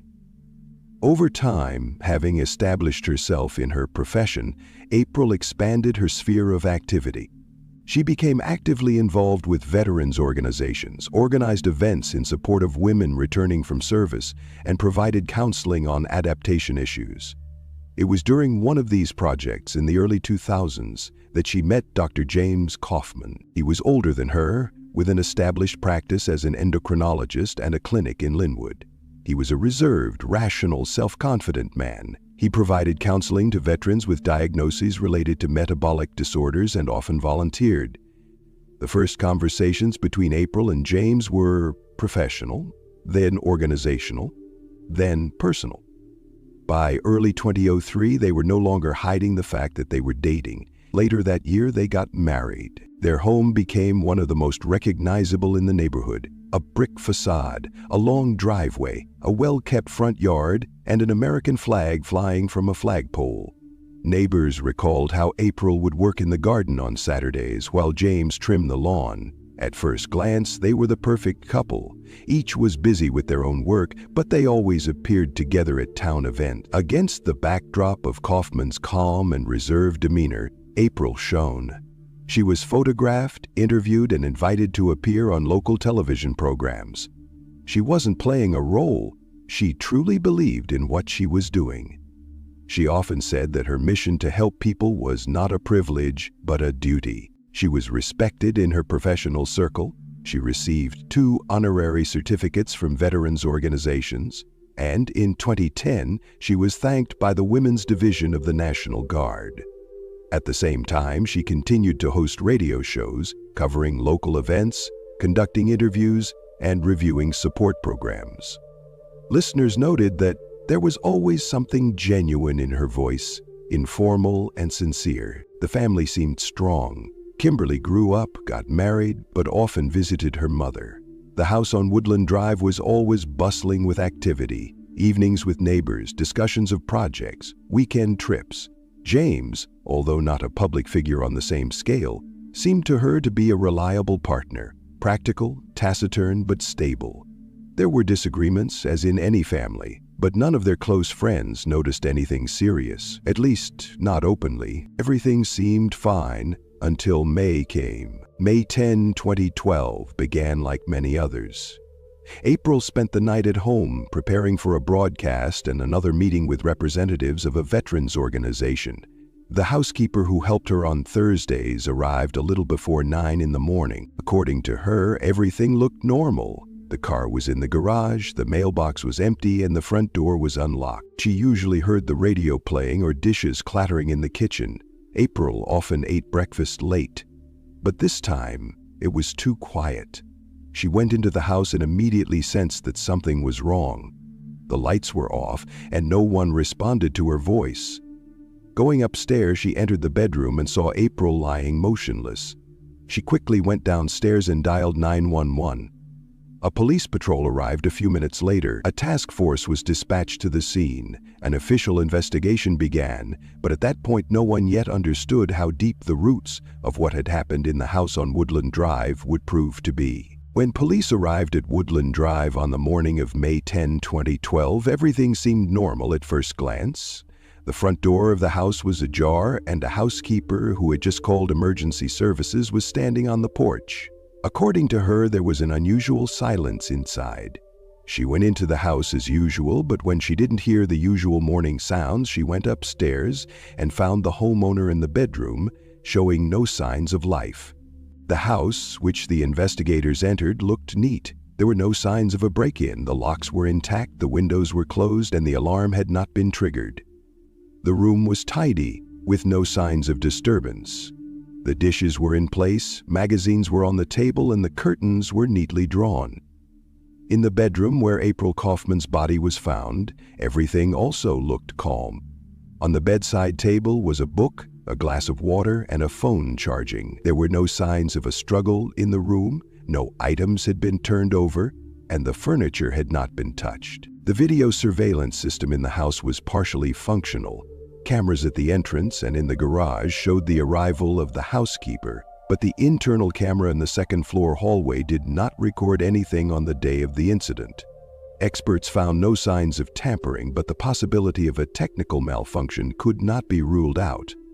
The alarm system also did not record any unauthorized entry into the house in the 24 hours prior to the incident. Investigators thoroughly searched all rooms. The living room, kitchen, and garage were completely tidy. There were no open drawers, scattered items, or signs of forced entry. Food prepared the day before was on the kitchen counter, the floor was clean, and items were in their usual places on the shelves. In April's car, parked in the garage, there was a bag with things for the trip and a grocery list. The assistant said that the day before they had discussed Memorial Day events, prepared clothes for a TV appearance, and checked the guest list for a charity dinner. There were no signs of instability or disturbing behavior. April said she was in a good mood, organized as usual, and did not mention any conflicts. April's husband, Dr. James Kaufman, was at work when the police arrived. He was called to the scene and arrived an hour later. The doctor explained that he had left for the clinic as usual in the morning and had been unable to reach his wife, but thought she had left on business. Cameras at the clinic and patient statements confirmed that he was indeed at work at the alleged time. The police began standard procedures. They seized his cell phone, laptop, papers, correspondence, and data from his mailbox. Diaries, personal notes, and notebooks with schedules were found in the house. The last activity on the phone was recorded late in the evening on May 9. It was a short message related to organizing a meeting for a charity project. No signs of burglary, theft, or forced entry were found. Neighbors did not hear anything unusual on the night of May 10. All doors and windows were closed and the security system did not sound. The police had no starting point from which to begin investigating possible criminal interference. Initial interviews with colleagues, friends, neighbors, and volunteers painted a picture of complete calm. No one had noticed any warning signs in recent weeks. Her relationship with her husband was described as stable. Veterans organizations, in which April was actively involved, confirmed her full involvement in community work. On the day of the incident, she was scheduled to participate in the preparation of a large event, as well as a series of radio recordings. By midday, the district prosecutor's office issued a brief statement. "We confirm the death of Citizen Kaufman. An investigation is underway. Comments will be provided as information becomes available." This statement was the only official source of information in the first days after the incident. The District Investigation Department began analyzing digital traces, phone calls, emails, video surveillance data, and social media activity. A forensic examination was soon ordered. At that point, the investigation had no reason to believe that an accident had occurred, but there were no suspects either. A few days later, it became clear that the case would be complicated. Inside the house, everything pointed to the absence of external influence, and no one in the woman's circle aroused the immediate interest of the investigation. The next few days were spent trying to form hypotheses. The police made no loud statements. The first articles began to appear in the media with questions such as, "What really happened in the Kaufman house?" The public was waiting for answers. But after reviewing the materials, investigators realized that this was not a case that could be solved in the first few weeks. On the surface, it was a perfect home, a stable family, an active woman with an impeccable reputation. Inside, there was a mystery that had yet to take shape. A year passed. The calendar changed seasons, but almost nothing changed in the case of April Kaufman's death.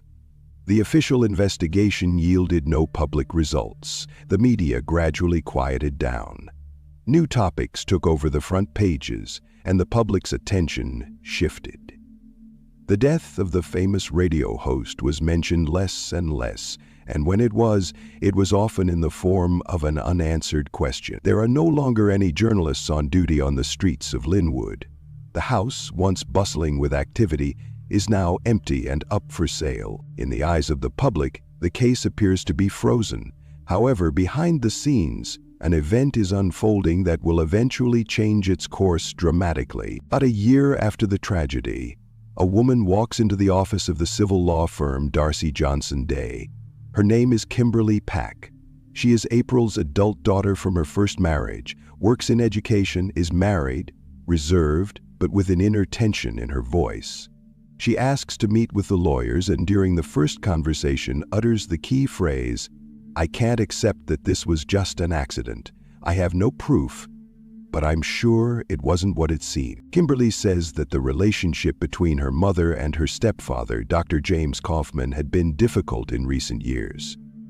Officially, they lived as a stable couple, but conflicts were increasingly breaking out in the family.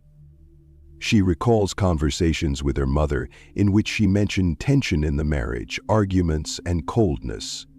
Sometimes there were threats, but at the time, no one paid much attention to these words.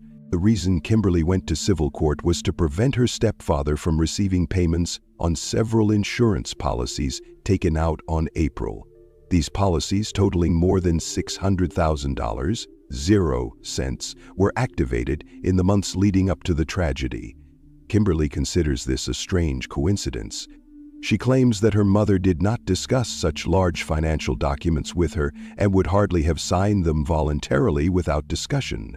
Lawyers agree to take the case, even though at first glance it seems to have little chance of success. There is no official charge, no suspect, no criminal case, but one of the partners, Patrick Darcy, explains his decision simply: sometimes the truth isn't on the surface, and to see it, you have to start digging from the other end. Thus begins an alternative investigation, not as part of a criminal proceeding, but through the civil system. The lawyers gain access to records that are usually off-limits to investigators: insurance documents, correspondence, statements, and testimony given privately. They study April and James' personal and financial connections and reconstruct the events leading up to the tragedy, day by day, hour by hour. The first findings are thought-provoking. Among the papers, they find a biography in which James Kaufman claims to have served in the U.S. Special Forces. He said he had participated in military operations and mentioned his rank and membership in a veterans group. However, when checking this information, the lawyers find no confirmation. The official databases of the Department of Defense contain no information about his military service. Moreover, it turns out that he did not even undergo basic training. This fact in itself is not a crime, but it raises questions. Why would a person engaged in medical practice attribute a non-existent past to himself? Next, the attention is drawn to telephone records. Lawyers obtain printouts of Kaufman's calls for several months prior to the incident. Among them are a large number of contacts with an unidentified number registered to an inactive address. Such phones, known in professional circles as disposable, are typically used for short-term communication. The contacts continued regularly until the night before the tragedy. After that, there were no more calls. Another alarming fact is information about financial transfers and transactions related to a private pharmacy chain. Lawyers have found that Dr. Kaufman prescribed controlled drugs, including powerful painkillers. The drugs were passed on to third parties, raising suspicions about their further misuse. Some of the names appearing on the prescriptions are repeated, but these patients are not listed in public medical records. Connecting these facts, lawyers begin to map out possible connections. They manage to track down several individuals affiliated with one of the region's well-known motorcycle clubs, organizations that have been repeatedly mentioned in connection with illegal drug trafficking. One of these individuals, Ferdinand Augello, appears in semi-covert contracts related to medical care for veterans. His name also appears in phone contacts, next to the aforementioned disposable phone number. At this stage, the lawyers do not draw any conclusions. All materials are carefully collected and systematized. A civil lawsuit is officially filed in court. Kimberly Pack demands that the insurance actions be declared invalid, citing a conflict of interest. During the preparation of the case, archival evidence is brought to light and legal expertise is conducted. One by one, documents are gathered that together form a picture.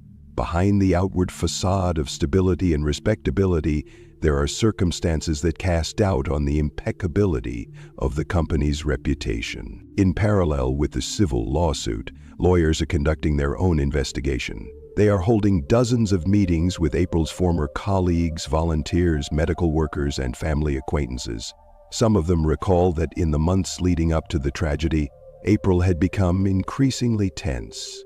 She hinted at threats, discussed a possible move, and once even shared her thoughts about separating. At the time, these details seemed personal and did not go beyond friendly conversation. But now, in the context of new information, they take on special significance. One of the witnesses, a neighbor, mentions that a few weeks before the incident, she saw people on motorcycles outside April's house, whom she had not noticed in the area before.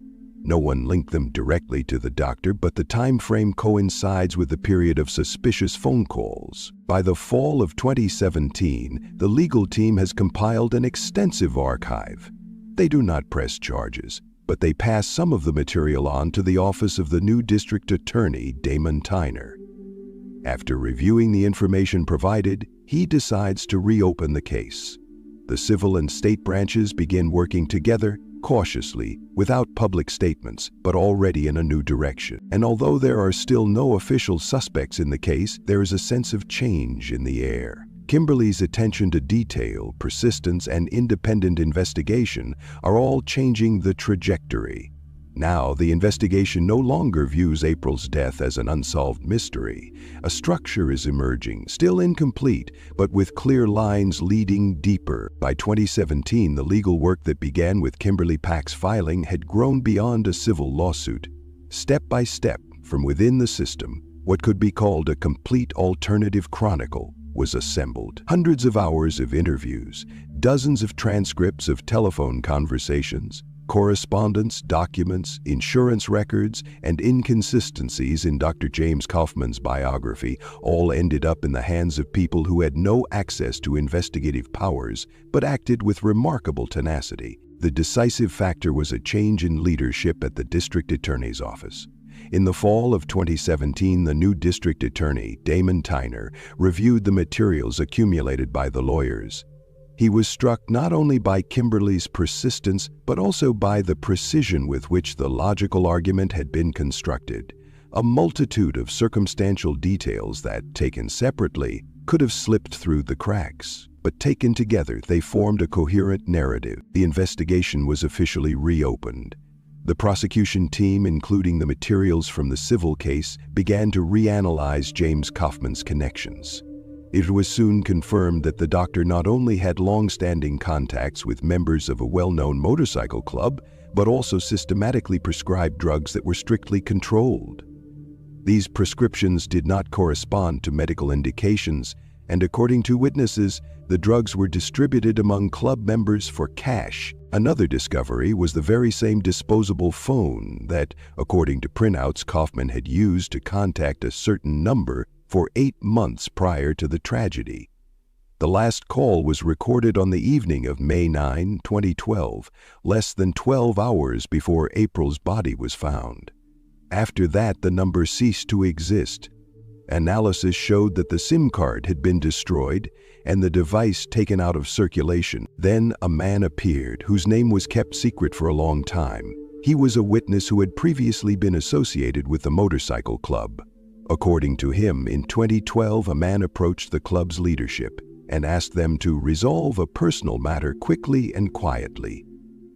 The witness did not know the details of this request, but explained that it concerned a woman who allegedly posed a threat and could harm the whole scheme.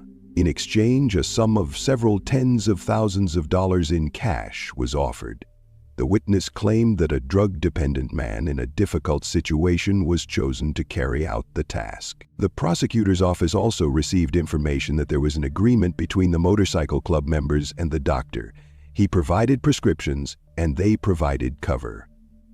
Over time, the motive became clear. According to several sources, April Kaufman began to suspect her husband's activities and seriously discussed divorce, in which she could have turned to law enforcement with information about the illegal sale of drugs. This, according to the investigation, was the trigger. The decision to arrest him was made in complete secrecy. In January 2018, early in the morning, a special unit of the district prosecutor's office, together with the district police, arrived at Kaufman's home, where he was under surveillance at the time. The arrest was carried out quietly and without resistance. James Kaufman was alone, and his lawyer was also present in the house. According to the investigation, he had been invited in advance in case of a search, which, as it turned out, was expected. An official representative of the prosecutor's office confirmed the arrest, adding, "The charges include not only actions related to the illegal trafficking of prescription drugs, but also suspicions of organizing a criminal conspiracy that resulted in the death of a loved one." The press release included the phrase, organizing a death to eliminate a threat and preserve a scheme of illegal profits. At the time of his arrest, Kaufman's personal devices, documents, digital storage devices, bank cards, several phones, and materials related to his medical practice were seized. All of them were handed over for forensic examination. The public reaction was immediate. News of the arrest of a respected doctor who had been considered a model of stability and professionalism for years quickly spread throughout the county. Many were stunned. Until that day, no one had officially made any accusations. James Kaufman continued to work, although he appeared less frequently in public. His practice was shrinking, but the reasons given were standard: health, age, fatigue. After the arrest, Prosecutor Tainer held a press conference. He did not disclose all the details, but made it clear that the investigation had a structured evidence base that included financial documents, correspondence, witness statements, and technological analysis. It was emphasized that the investigation was not rushing to bring charges, as it was gathering information with the utmost legal precision. The court chose to remand him in custody. Kaufman's lawyers filed a motion for house arrest, citing his age and health, but the court considered the risks to be too high. He was held in solitary confinement under constant surveillance. The first interrogations were conducted in the presence of his lawyer. Kaufman refused to confess and claimed that he had no connection with any activities outside his medical practice. But the investigation continued. New details emerged, including links to other suspects. In early February, several more people were arrested, including Ferdinand Augello, one of the alleged coordinators of the group, which the prosecution now openly called a criminal organization. He was also charged with organizing and participating in a conspiracy. Meanwhile, the press focused on the question of who could have been the perpetrator. Only assumptions were officially named. The name of Frank Mulholland, a man previously associated with the club who had a drug addiction, surfaced in the case. He died in 2013 from banned substances. The evidence against him was circumstantial, but investigators were inclined to believe that he could have been involved in the direct execution of the plan. However, it was impossible to confirm this completely. So, almost 6 years after the tragedy, the case, which had been considered cold, was reopened. Preparations for the trial began. The charges against James Kaufman included not only professional misconduct, but also one of the most serious legal offenses: involvement in a criminal conspiracy resulting in death. After Dr. James Kaufman's arrest in January, it seemed that the most intense part of the story was over. The investigation, which had been going on for almost 6 years, had finally reached its key point. The court was preparing. The prosecution was gathering evidence, formulating the structure of the trial, and clarifying witness statements. The defense, in turn, announced its intention to contest all charges, insisted on the medical condition of its client, and requested lenient measures of detention. The court hearings were scheduled for spring 2018.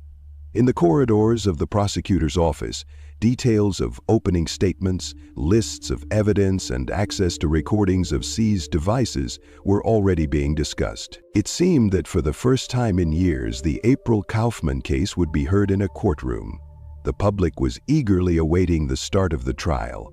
The media followed every move, and lawyers made cautious comments. Kimberly Pack, who had not missed a single date, continued to believe that justice would be restored publicly in strict legal order. But that did not happen. Early in the morning on one of the days in February, guards at the Hudson County Detention Center, where James Kaufman was being held, found him unconscious in his solitary confinement cell. The facility's staff immediately called for medical assistance, but he was pronounced dead at the scene. A few hours later, an official conclusion was published.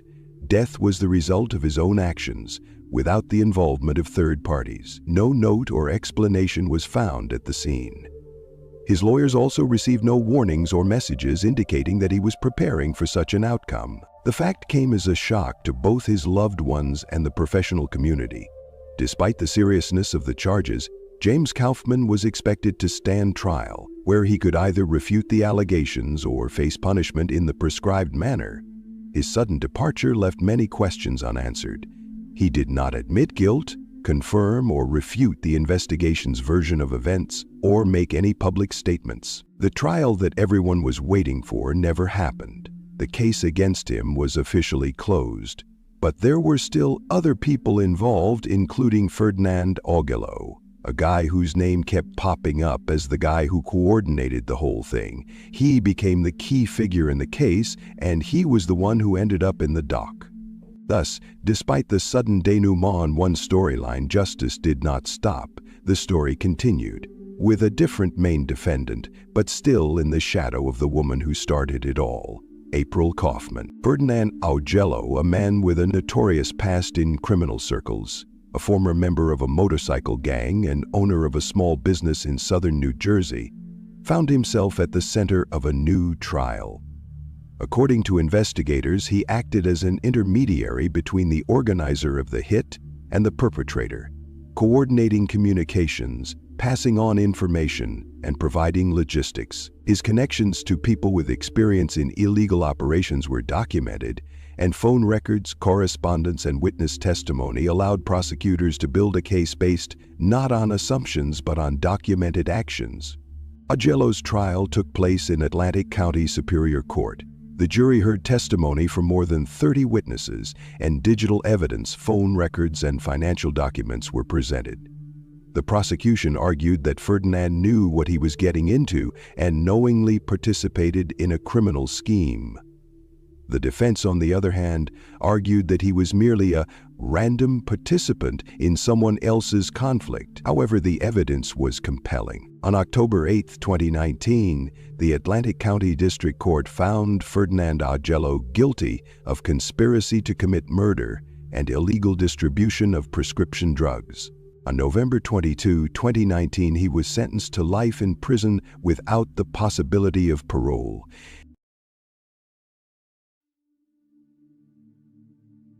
Belinda Lucas was born on October 11, 1968 in Dallas, Texas. She grew up in a traditional middle-class family that valued honesty, hard work, and family values. Her father, James Lucas, was an engineer, and her mother, Sarah, was a homemaker. Belinda was the eldest of 3 children, and her family always had a supportive and loving atmosphere. From an early age, she showed a keen interest in learning and reading, and her parents were proud of her achievements at school. From childhood, Belinda was known for her kindness and open personality. She was an excellent student, an active participant in school activities, and also took part in volunteer projects. In high school, she became one of the leaders of the student council, organizing events and working with young people. Her school teachers often spoke of her as a talented and energetic person who could inspire others by her example. After graduating from high school, Belinda enrolled at the University of Texas at Austin, where she chose to major in education. She had always dreamed of becoming a teacher, and it was her sincere desire. At university, she was an active student, participating in various clubs and organizations, as well as volunteering in school programs for children with disabilities. Her professional ambitions were clear. She wanted to work with children, help them reach their potential, and be a mentor to them. Belinda graduated from university with honors and immediately began working as an elementary school teacher. Her career was going well. She was recognized as one of the best teachers at her school and was highly respected by her colleagues. Working with children, she always strove to create a warm and supportive atmosphere for them. Despite their young age, her students always remembered her as someone who had a significant impact on their development. Belinda's personal life was also fulfilling. She was in several relationships over the years, but true love came when she met David Temple. They met in 1995 at a school teachers meeting in Houston. David, a former American football and physical education coach, was a bright and confident man who immediately caught Belinda's attention. David was the kind of person who at first glance gave the impression of being successful and ambitious, and Belinda was no exception. She immediately felt that there was a special connection between them. They started talking, and after a few months, their relationship became more serious. David was charismatic, attractive, and very confident, which attracted Belinda.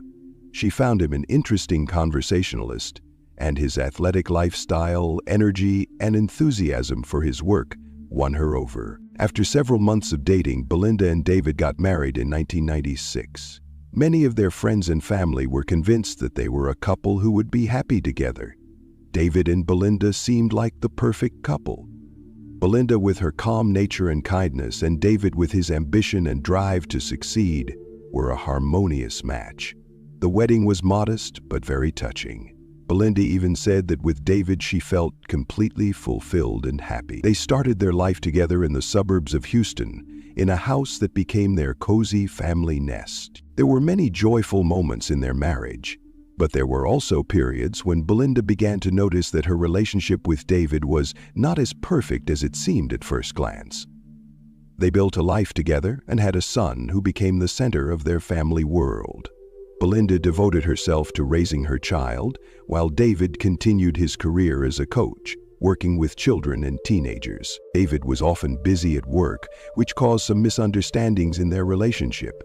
Belinda, despite her professional career, always considered her role in the family to be the most important. Like many couples, the spouses faced communication problems and everyday difficulties, but they remained close to each other.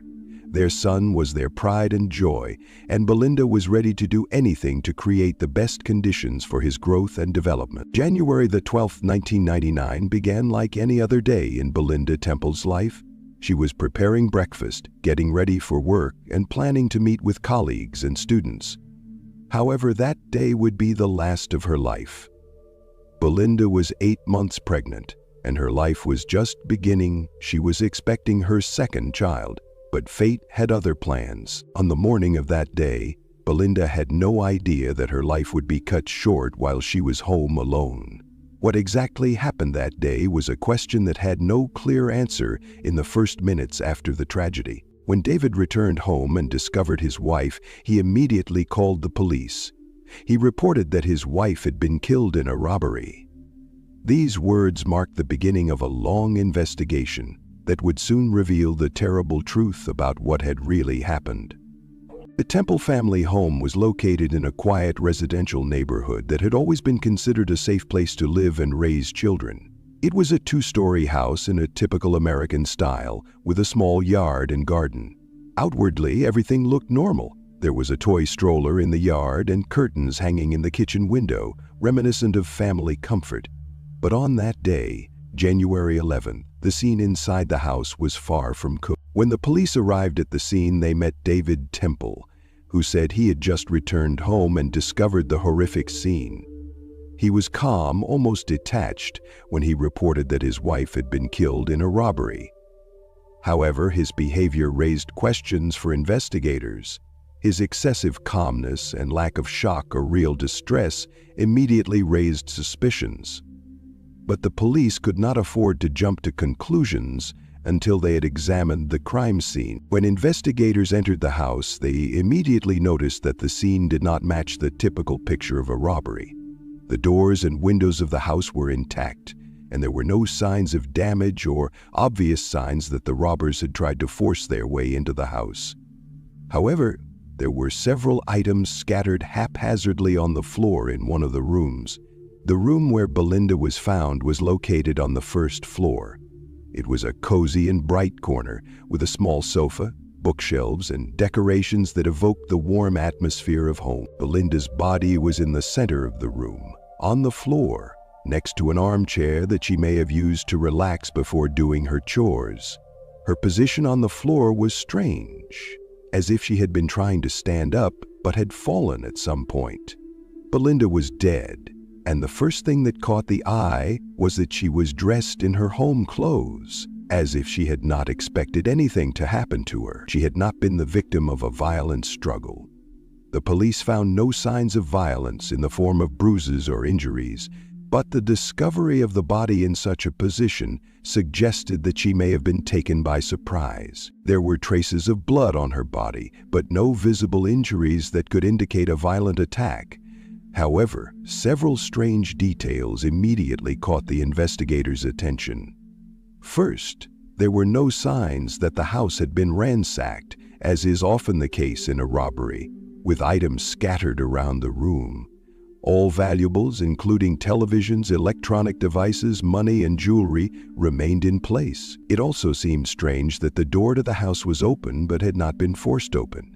Usually in a robbery, the door is broken down, or at least an attempt is made to break in through the windows. However, nothing of the sort was found at the scene.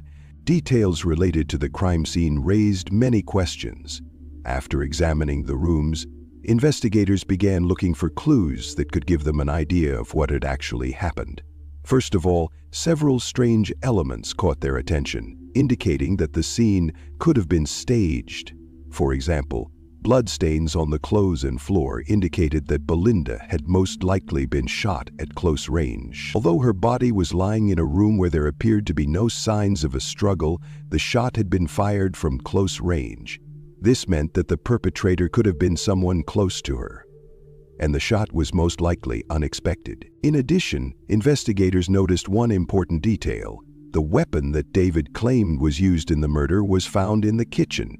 It did not look like something a criminal would leave behind, especially if it was a robbery gone wrong. There were no fingerprints on the weapon, and David claimed that it did not belong to him but to the perpetrator. Another important point was that David claimed not to have heard the shot. His claims that he did not notice anything seemed implausible. There were no signs in the house that he had tried to check what had happened or contact his neighbors. The police also noted that the windows in the house were closed and the ventilation did not allow strangers to enter the house. This indicated that the criminal may have been familiar with the house and may have planned the crime in advance. In addition to the oddities at the crime scene, the neighbors' statements were also important. Some of them heard strange noises that sounded like an argument before they heard the police sirens. However, none of them could say for sure what had happened in the house. These statements only reinforced the suspicion that what had happened was something more than just a random robbery. In addition, investigators soon learned that Belinda had been in contact with several people on the day of the murder. She had arranged to meet a colleague after finishing her chores at home. Her last call was made about an hour before David reported the incident. Witness statements and phone records showed that she was in the process of planning her life after the birth of her second child, which created another mystery. Why kill her when she was in such a position? The house where the murder took place was located in a quiet, upscale neighborhood where such crimes did not usually occur. It was unusual for neighbors and local residents to hear about violence in the area, which only added to the shock and confusion. However, as the investigation continued, it became clear that this was far from a random crime. The evidence at the crime scene, the lack of obvious signs of a struggle, and David Temple's strange calmness raised many questions for investigators. After investigators examined the crime scene, they discovered several critical inconsistencies that did not match David's version of the robbery. First, there were no signs of forced entry or struggle in the house, which would be typical signs of a robbery. All valuables, televisions, money, jewelry remained in their places. In contrast, burglars usually leave a mess, scattering things around to grab everything of value quickly. This was not the case here, and the crime scene looked too organized to be the result of a robbery. With each passing day, it became increasingly clear that the robbery theory did not hold water. David, however, continued to insist that it was indeed a robbery and that the killer was a stranger. The investigators were forced to accept his testimony as their starting point. But they could not ignore the numerous contradictions. It was at this time that the first important clues began to emerge, which seemed unrelated to the case, but ultimately played a key role in changing the direction of the investigation. As soon as investigators began working with David's data and his circle, details of his personal life began to emerge, which later proved decisive. The investigation continued, and over the course of several months, investigators began to gather information about David Temple's personal life. Parallel to the murder investigation, details of his affair with another woman came to light. This information became a key factor, as it not only revealed a motive, but also showed that David may have wanted to get rid of his wife. After becoming part of Belinda and David's circle of friends and acquaintances, investigators began to hear stories that ultimately revealed the true nature of the couple's relationship. Even before Belinda's murder, there were rumors that their marriage was not going well. Belinda suspected her husband of infidelity, and this became a topic of conversation among their mutual acquaintances. According to investigators, these suspicions were well-founded, and it soon became known that David was indeed having an affair with another woman. At first, investigators were unable to fully confirm these rumors, but as they delved deeper into the case, new facts began to emerge. Secret correspondence, witnesses, and even photos on social media confirmed the existence of a long-term relationship between David and a woman named Jennifer, whom he had been dating before Belinda's murder. This discovery gave the investigation new momentum and allowed investigators to consider the real motive for the murder. David Temple was clearly deeply involved in a relationship with Jennifer, and this circumstance became an important element in the investigation. Investigators began to consider the possibility that the motive for the murder was not financial gain or an accident, but a desire to get rid of his wife in order to be with his mistress. However, despite all the suspicions and revelations about his personal life, investigators still did not have enough evidence to charge David Temple with murder when the trial began.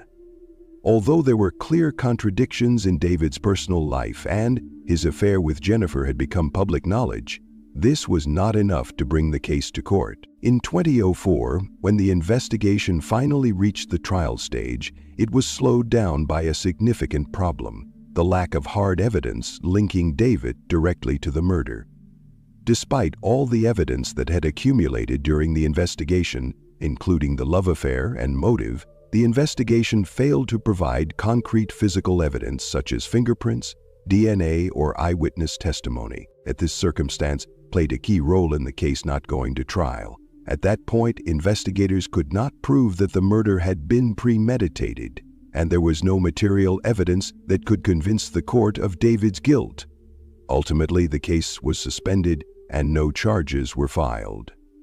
Despite clear doubts about the veracity of David's testimony, the police were forced to leave the case in limbo. The prosecution was unable to gather enough compelling evidence to take the case to court, and it was closed indefinitely. This decision meant that none of the key elements of the investigation, including his romantic relationships and strange behavior, were deemed sufficient to bring charges. After the case failed to go to court, it was closed and sent to the archives. Over the course of several years, the investigation was discontinued, and all evidence, documents, and materials collected during the investigation were put away in boxes. The public and the media that had been following the case began to lose interest, and the tragedy of Belinda Temple faded into the background. With each passing year, as the case remained unsolved, fewer and fewer people were interested in its continuation. Belinda's family, who had suffered an irreparable loss, found themselves in a difficult situation, not knowing how to go on without answers to their questions about what had happened to their beloved relative. Meanwhile, David Temple's life continued as usual.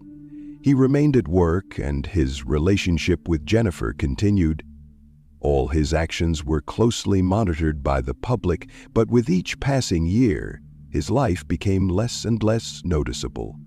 He married Jennifer, and the world seemed peaceful, despite the dark secret that hung over him. The Belinda Temple case proved to be complex, confusing, and tragic for all involved. Despite numerous suspicions, a lack of evidence, and the inability to bring charges meant that the case was never properly concluded. Investigators were unable to bring it to trial, and it was closed. This was the tragic icing on the cake for Belinda's family, whose lives had been destroyed and justice left unfulfilled. Almost 2 decades have passed since Belinda Temple was found dead in her home in Katy. For almost as long, the case has been gathering dust in police archives, with no one daring to close it for good, but with nothing to move it forward. The lack of direct evidence, inconclusive clues, and most importantly, Influential public pressure and the fine line between suspicion and accusation kept David Temple's name off the official list of suspects for years. However, in 2016, there was an unexpected and long-awaited turn in the case. The key catalyst for the reinvestigation was the initiative of a new team of prosecutors who came to power in Harris County. Among them was prosecutor Casey Garrett, who at the time was known for his attention to unsolved cases. When he studied the materials remaining in the Temple case, he was alarmed by many questions that had remained unanswered for many years. But it was not only an internal reassessment of the case that led to its reopening. Independent analysts and criminologists were brought in by the prosecutor's office as part of a program to review cases involving possible judicial errors and investigative shortcomings. They conducted a fresh analysis of the existing evidence using new technologies and methods that were not available in 1999. The main discovery was a more accurate comparison of time data, phone calls, movements, and phone activity, as well as witness statements. GPS systems, analysis of mobile device records, and more accurate time mapping allowed the team of investigators to identify contradictions in David Temple's alibi. He claimed to have been in a certain place at the time of his wife's death, but digital data showed that his car and phone were in a completely different area, closer to his home. In addition, investigators focused on thoroughly re-examining the facts already known. The motive was examined from a new angle. David's love affair, which had previously seemed a minor aspect, now took center stage. It turned out that by the time Belinda Temple died, David's relationship with Jennifer had begun not a few months before the tragedy, as he claimed, but almost a year earlier, and was stable and ongoing. Moreover, it was revealed that in private conversations, David allegedly spoke about his marital problems and his desire to start life with a clean slate. Particular attention was paid to analyzing David's behavior on the day of the murder. According to testimony, he did not show the expected signs of shock or despair, and his behavior immediately after the police arrived was overly controlled. Behavioral analysis experts concluded that his emotional detachment and a number of speech patterns indicated a high degree of preparation and inner calculation. With strong evidence and a confirmed motive, the prosecution decided to press charges. In August 2016, 17 years after Belinda's murder, David Temple was arrested. At the time, he was still living in Houston and working in education, maintaining the appearance of a normal life. The arrest took place early in the morning at his home. Officers from the county sheriff's office presented a warrant and, meeting no resistance, took Temple into custody. According to an official statement, he was charged with first-degree murder with aggravating circumstances, taking into account the victim's pregnancy and the alleged staging of a robbery. The public, which had long lost hope for a resolution to the case, was shocked by the news. After the arrest, prosecutors issued a statement emphasizing that it was their duty to restore justice, even if it took a decade. Belinda's family, exhausted by years of waiting and inaction, finally had a chance to hear the official charges against the man they had believed to be guilty from the start.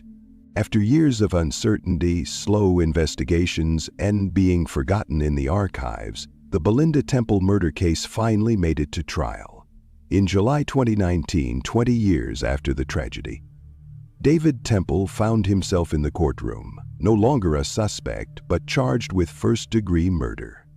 The charges were extremely serious. The premeditated murder of his pregnant wife, staged to look like a robbery. It was a trial that was followed by the entire state of Texas, especially Harris County, where the tragedy had once taken place. The prosecution's case was based on three main components: motive, circumstantial evidence, and David's behavior after the crime. Prosecutors painted a compelling picture of a deteriorating marriage in which Belinda, according to her loved ones, felt increasingly isolated. At the same time, David was developing a romantic relationship with a colleague named Jennifer, a relationship that not only began long before Belinda's death, but also developed rapidly after her death. This fact was presented to the court as evidence that David was not only cheating, but also deliberately seeking to remove his wife from his life.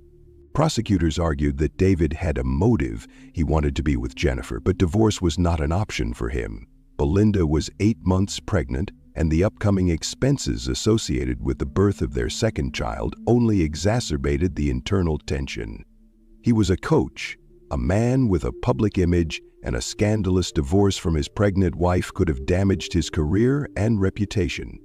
Therefore, according to the prosecution, he took a more radical decision. A key element in the case is the attempt to stage a robbery. Investigators who reopened the case in 2016 concluded that everything in the house at the time of the murder seemed overly theatrical. The mess was unnatural, and there were no signs of a break-in or an attempt to escape through the back door. In addition, items that are usually targeted by burglars, wallets, electronics, jewelry, were left untouched. This convinced the jury that David's version of an accidental murder during a robbery did not stand up to scrutiny. Additional attention was paid to digital evidence. Thanks to the reconstruction of call histories, text messages, and analysis of cell phone GPS data, the prosecution was able to show that David's alibi on the day of the murder was not supported by technical data. At certain times, his location did not match his own testimony. This was compounded by testimony from neighbors, colleagues, and friends who described David's behavior on the day of his wife's death as unnaturally calm and controlled. The defense, on the other hand, insisted that all of the prosecution's arguments were circumstantial. They raised the issue of the statute of limitations, pointing to the silence of direct evidence. There were no fingerprints on the weapon. David's clothes did not contain traces of blood, and witnesses could have been mistaken after so many years. Lawyer Stanley Schneider repeatedly emphasized that the prosecution had succumbed to public pressure, which had been demanding punishment for years, and that the case had now been tailored to meet these expectations. He emphasized that Belinda and David's son, who was an adult at the time, continued to support his father and believed him to be innocent. Nevertheless, after hearing dozens of witnesses, experts, and analysts, the jury found that the prosecution had proven David Temple's guilt beyond a reasonable doubt. Two things in particular influenced them: the lack of logic in the robbery theory and the strong motive, which was accompanied by the defendant's rapid relationship with another woman. For many members of the jury, it became clear that the murder was not a crime of passion, but a calculated act. The trial lasted about a month, during which the courtroom was filled daily with the public, the press, and Belinda's relatives. Everyone was waiting for a resolution that would either close a 20-year wound or raise even more questions. The jury's decision was a turning point not only in the county's judicial practice, but also in the public's perception of justice, in cases where evidence had been hidden for decades. On August 14, 2019, the Harris County District Court found David Mark Temple guilty of the premeditated murder of his wife, Belinda Temple, and her unborn child. On April 12, 2023, he was sentenced to life in prison without the possibility of parole, as well as a $10,000 0-cent fine. Alessandra Mattuzzi was born on March 15, 1966 in Bologna, northern Italy. Her family was not wealthy, but close-knit. Her father worked as an engineer at a local factory, and her mother was a high school teacher. The family also had a younger brother who played an important role in Alessandra's life from childhood. Her parents instilled in their children a sense of responsibility and honesty, as well as the importance of education and respect for others.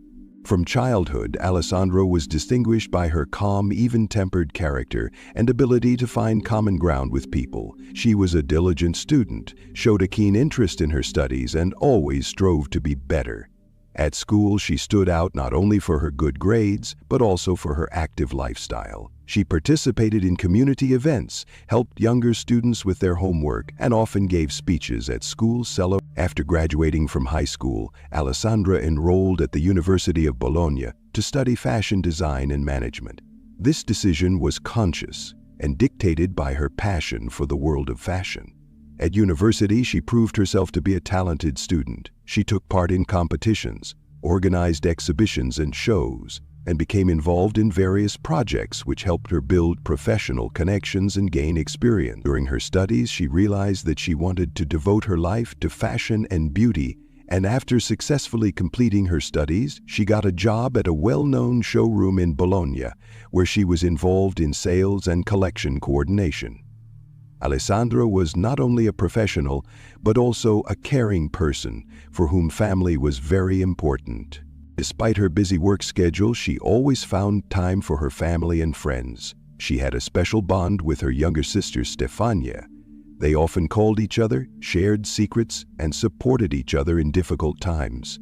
There were no major turning points in Alessandra's life until Giovanni Padovani appeared in her life. They met through mutual friends and social media in early 2021. Giovanni was a soccer player and model from another city, a young man with charisma and a strong character. Despite the significant age difference, Alessandra was almost 30 years older. They began to communicate, and soon their relationship turned romantic. Their first dates were light and pleasant, walks in the park, dinners together, and conversations late into the night.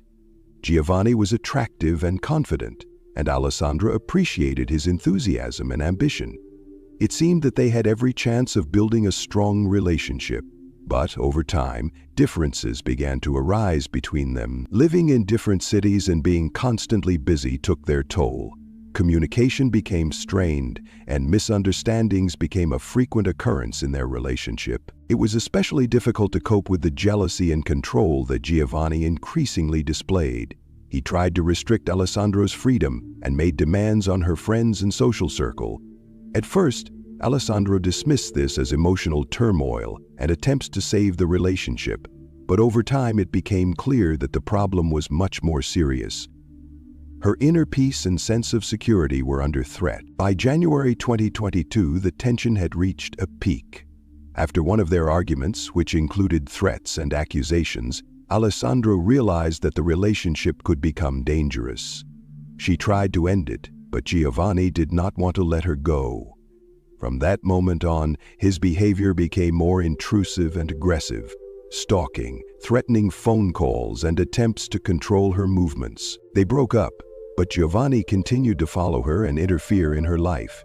Alessandra tried to fight back. She turned to friends and relatives for help and tried to ignore his calls and messages.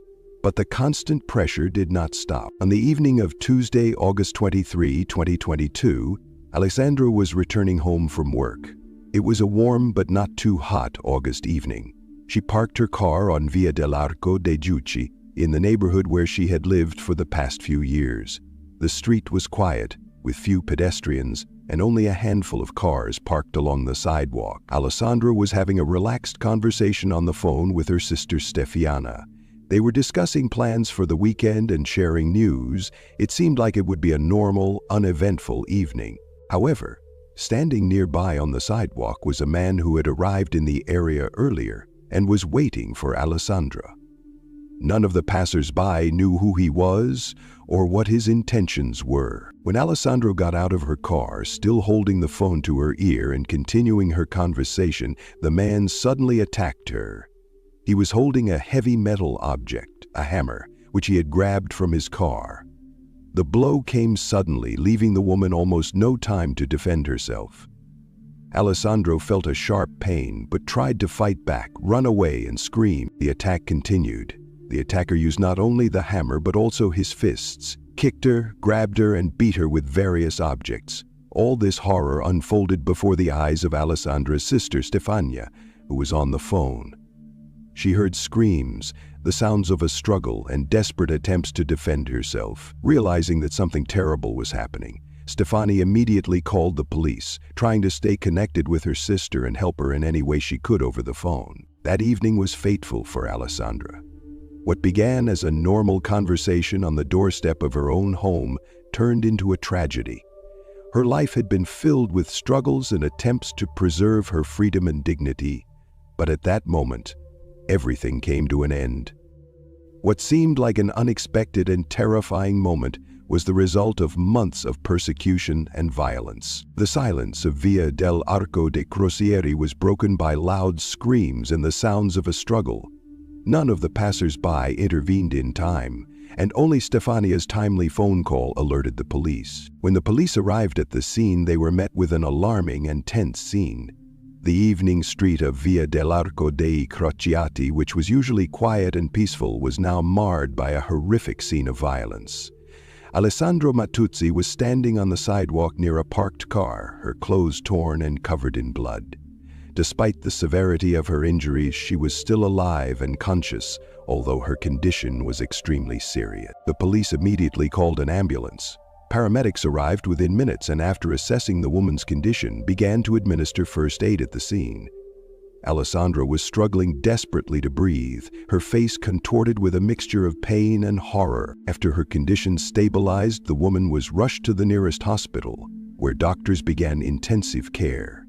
They made every effort, using all available methods to save her life, but her injuries were too severe and incompatible with life. A few hours after her arrival, Alessandra died. The fight for her life ended in tragedy. Investigators began a thorough examination of the crime scene. The first priority was to collect all evidence that could help solve the crime.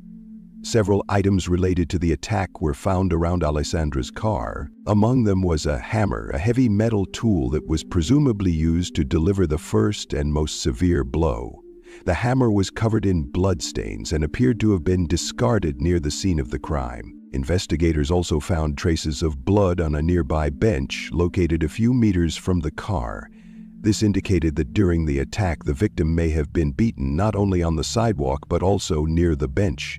Traces of blood were scattered throughout the area, with some drops leading to a nearby courtyard, suggesting that the fight may have moved slightly. A phone was found next to the victim's body. It was broken, the screen was cracked, but the device remained on. The phone became one of the key pieces of evidence for the investigation, as it could contain important information: calls, messages, recorded conversations, and possible contacts that could shed light on who might have been involved in the attack. Traces possibly belonging to the attacker were also found near the car and the bench. Pieces of fabric from clothing. All of this evidence was immediately secured and sent to a forensic laboratory for analysis. However, the police acted quickly, understanding that time was of the essence in solving the crime. Since the murder had occurred recently, investigators began patrolling the area, trying to interview possible witnesses, check CCTV cameras, and track the movements of suspicious individuals. Special attention was paid to analyzing Alessandra's phone. With the help of experts, specialists tried to recover her last calls and messages to determine who she had been in contact with in the hours before the attack. This phone analysis could provide important clues if, for example, a contact associated with threats or harassment appeared in her call or message history. There were also plans to interview Alessandra's relatives and acquaintances to find out if she had any conflicts and who might have had a motive and the means to commit such violence. However, this stage was to be carried out at a later date, as the priority was to quickly assess the scene and gather as much evidence as possible. The crime scene bore traces of brutality and a violent struggle. Alessandra's blood was on the sidewalk, on the car, on the bench, and in several places near the house. Based on the size and location of the bloodstains, investigators were able to reconstruct the approximate course of events. The sequence of the fight, where the main blows were struck, and where Alessandra tried to dodge or defend herself. Despite all efforts, the fact remained tragic. There were too many injuries, and they were inflicted with particular cruelty.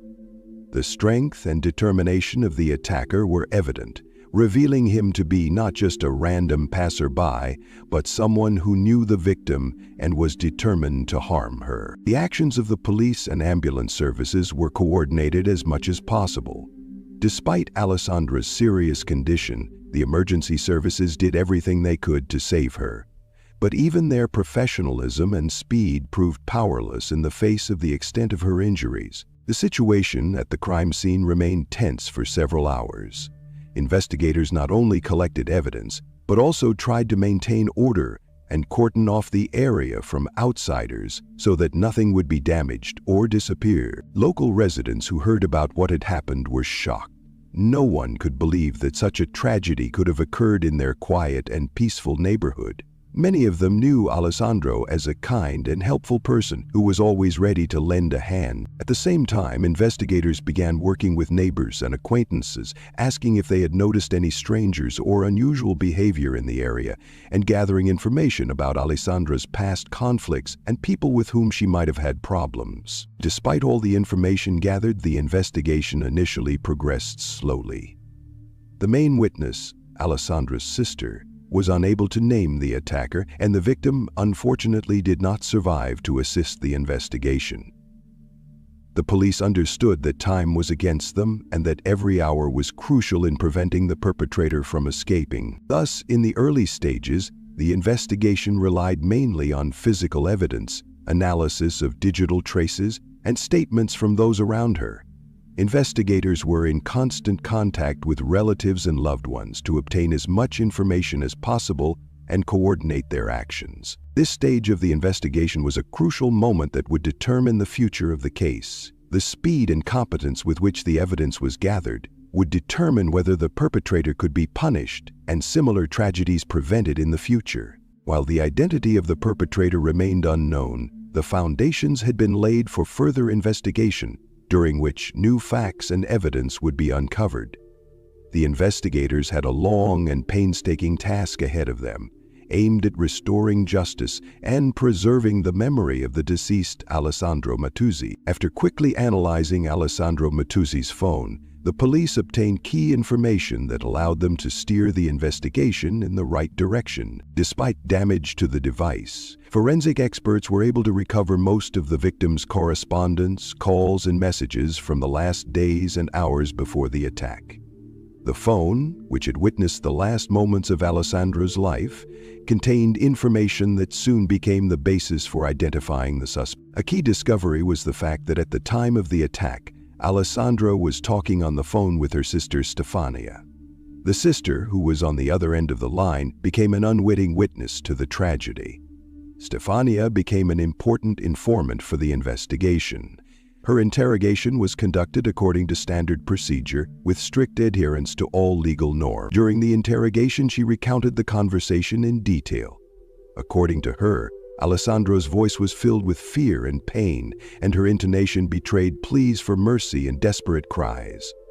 The name Giovanni was mentioned several times during the conversation, although not clearly, but clearly enough to attract the attention of the investigator. Giovanni Padovani is a 27-year-old Italian footballer and model born in northern Italy.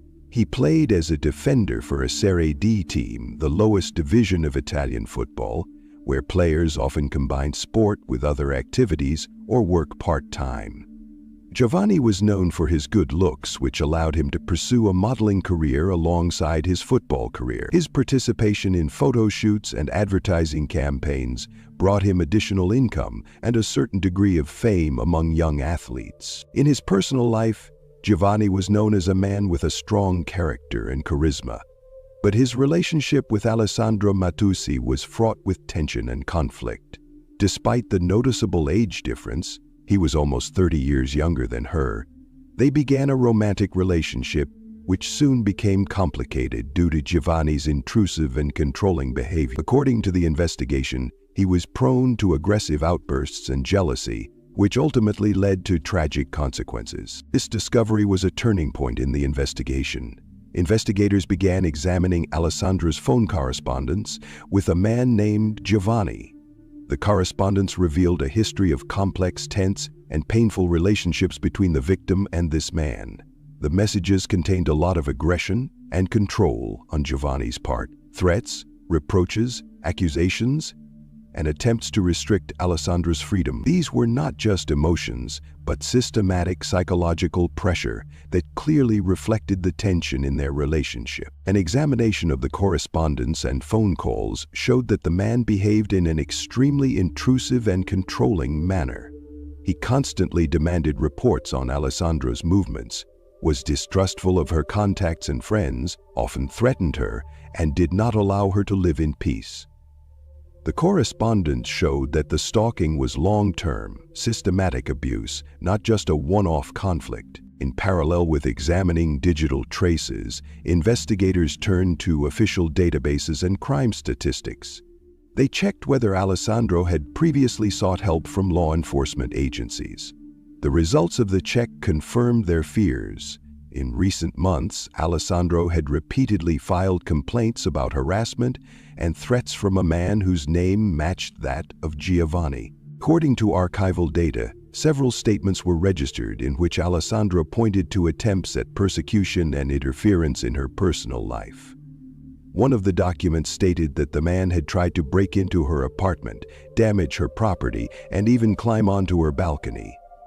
However, despite these reports, protective measures were not properly implemented, and the man continued to stalk Alessandra. This discovery was serious confirmation that the investigation had a key suspect, a man with a clear motive, the means, and a clear desire to cause harm. The crime began to unravel, revealing new details about the suspect's character and motives.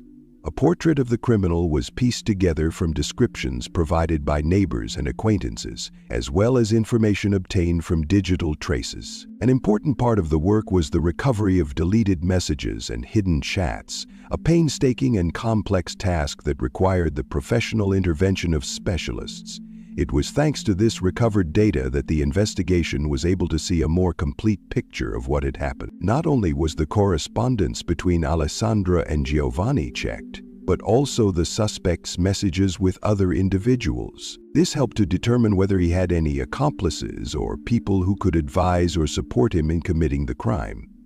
Records of conversations and dialogues were found in which certain conflicts and plans were discussed, indicating that the suspect may have been preparing for the attack in advance. The investigation also revealed that the suspect had not only been stalking Alessandra, but had also been actively trying to control her life. His actions included attempts to interfere in her domestic and personal life, damaging her car, tampering with her meters, and attempting to break into her home. These facts underscored the danger he posed to the victim. By the time the police had gathered all this information, it was clear that they were not dealing with a random criminal, but with a man with a deep motive and a complex relationship with the victim. This was not just a case of physical violence, but of systematic psychological and emotional pressure. The investigators understood that in order to successfully complete the investigation, they needed to gather as much evidence as possible to bring convincing charges against the suspect. The tangled web of crime, which seemed complex and confusing, began to unravel thanks to the professionalism and tenacity of the investigators. Ultimately, through a comprehensive analysis of digital data, witness testimony, and archival documents, the investigation identified the name and identity of the main suspect, Giovanni Padovani. The next step was to prepare an operation to arrest him and gather additional evidence.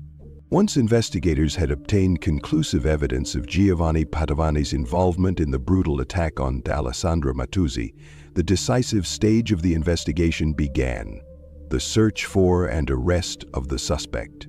The realization that they were dealing with a man capable of premeditated and brutal murder required the police to act with maximum efficiency and coordination. Not only did the quality and speed of their work determine whether the crime would be solved, but also the safety of the public. The first step was to carefully track Giovanni's movements. The police studied mobile phone data to establish the last locations of the suspect. In addition, Giovanni's acquaintances, friends, and colleagues were interviewed, and CCTV footage from the crime scene was analyzed. These measures made it possible to reconstruct the suspect's approximate route, which significantly narrowed the search area. A key piece of information was that Giovanni had missed his soccer team's training session on the day of the murder. This fact aroused the suspicion of the coaching staff and people close to him, who reported it to the police.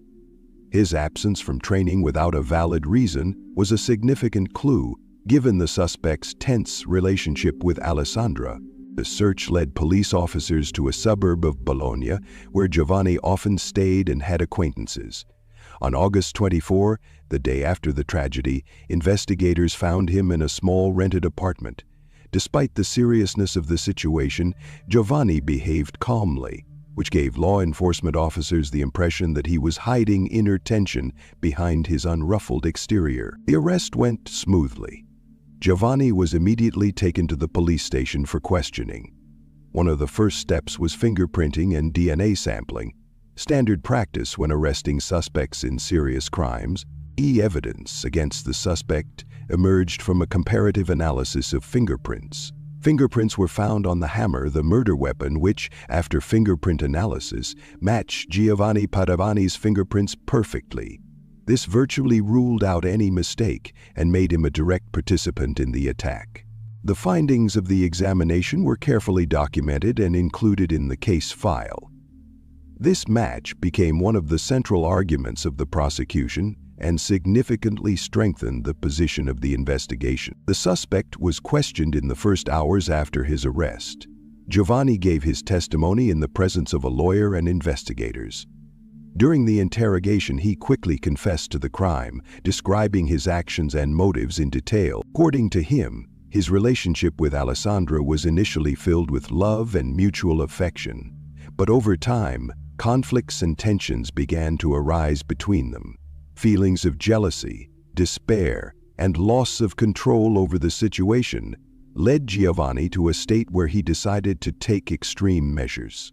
He admitted that he could not accept Alessandra's decision to end the relationship and felt a strong sense of resentment and anger. This prompted him to commit an act of violence that led to tragic consequences. Giovanni's testimony confirmed the investigators' assumptions about the existence of a personal motive, reinforced by psychological pressure and aggression. In addition to the confession, the case file contained a detailed chronology of events, confirmed by witnesses and digital evidence. The investigation paid particular attention to the fact that the crime had been carefully planned. The suspect deliberately skipped training to prepare for the meeting and took a hammer and other items with him, which he used in the attack. All of this pointed to the premeditated and deliberate nature of the crime, which significantly aggravated Giovanni's guilt and ruled out the possibility of impulsive or active. The evidence gathered, the testimony and the confessions made the charges against Giovanni Padovani indisputable. The investigation and the prosecution had sufficient evidence to charge him with premeditated murder with particular cruelty, as well as with persecution and violence preceding the crime. There was confidence that the court would consider the case with the utmost severity and impose a deserved punishment. The case files were officially transferred to the prosecutor's office, and preparations for the trial began.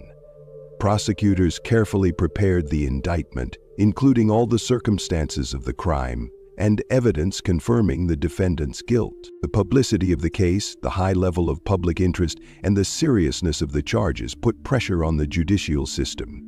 The authorities recognized the need not only for a fair punishment but also for a demonstration of their determination to combat domestic violence and persecution. Thus, the capture of Giovanni Padovani was a decisive moment in the investigation, paving the way for further justice and ensuring that a fair verdict could be reached. His arrest and confession allowed investigators to complete their evidence gathering and prepare the case for trial. The trial of Giovanni Padovani became one of the most high-profile cases involving domestic violence and murder in Italy in recent years. The criminal case was heard in the Bologna court, where particular attention was paid to the thorough analysis of all the evidence gathered, witness statements, and the positions of the prosecution and defense. The trial was closely followed by the public and the media, which only added to the tension and significance of the case. The hearings began several months after Giovanni's arrest. During this time, the investigation prepared a complete package of evidence, including forensic reports, fingerprint analysis, transcripts of telephone conversations and correspondence, as well as witness statements, including those of the victim, Alessandra's sister. During the court hearings, prosecutors detailed the circumstances of the crime, emphasizing the premeditated nature of the murder as well as the prolonged persecution and psychological pressure to which the victim was subjected. Particular emphasis was placed on the brutality of the attack, the use of a hammer and other improvised objects, as well as the fact that the crime took place in front of the victim's sister, who became the main witness to the tragedy. The prosecution demanded the maximum punishment, taking into account all the aggravating circumstances. In their arguments, they emphasized that Padovani had not simply committed murder, but had systematically persecuted Alessandro, violating her right to safety and life. The defense tried to mitigate their client's guilt by arguing that he had a tough personal life and was in a bad place mentally. They tried to show him as someone who was really stressed out and couldn't control himself when he did it.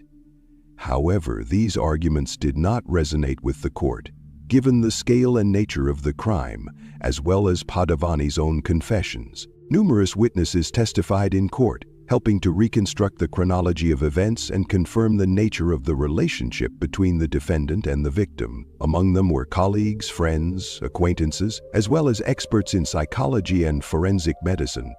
Their testimonies complemented each other, forming a complete and consistent picture of what had happened. The court was particularly moved by the speech of Alessandro's sister Stefania, who emotionally recounted the last minutes of her sister's life, the pleas and fears she heard over the phone.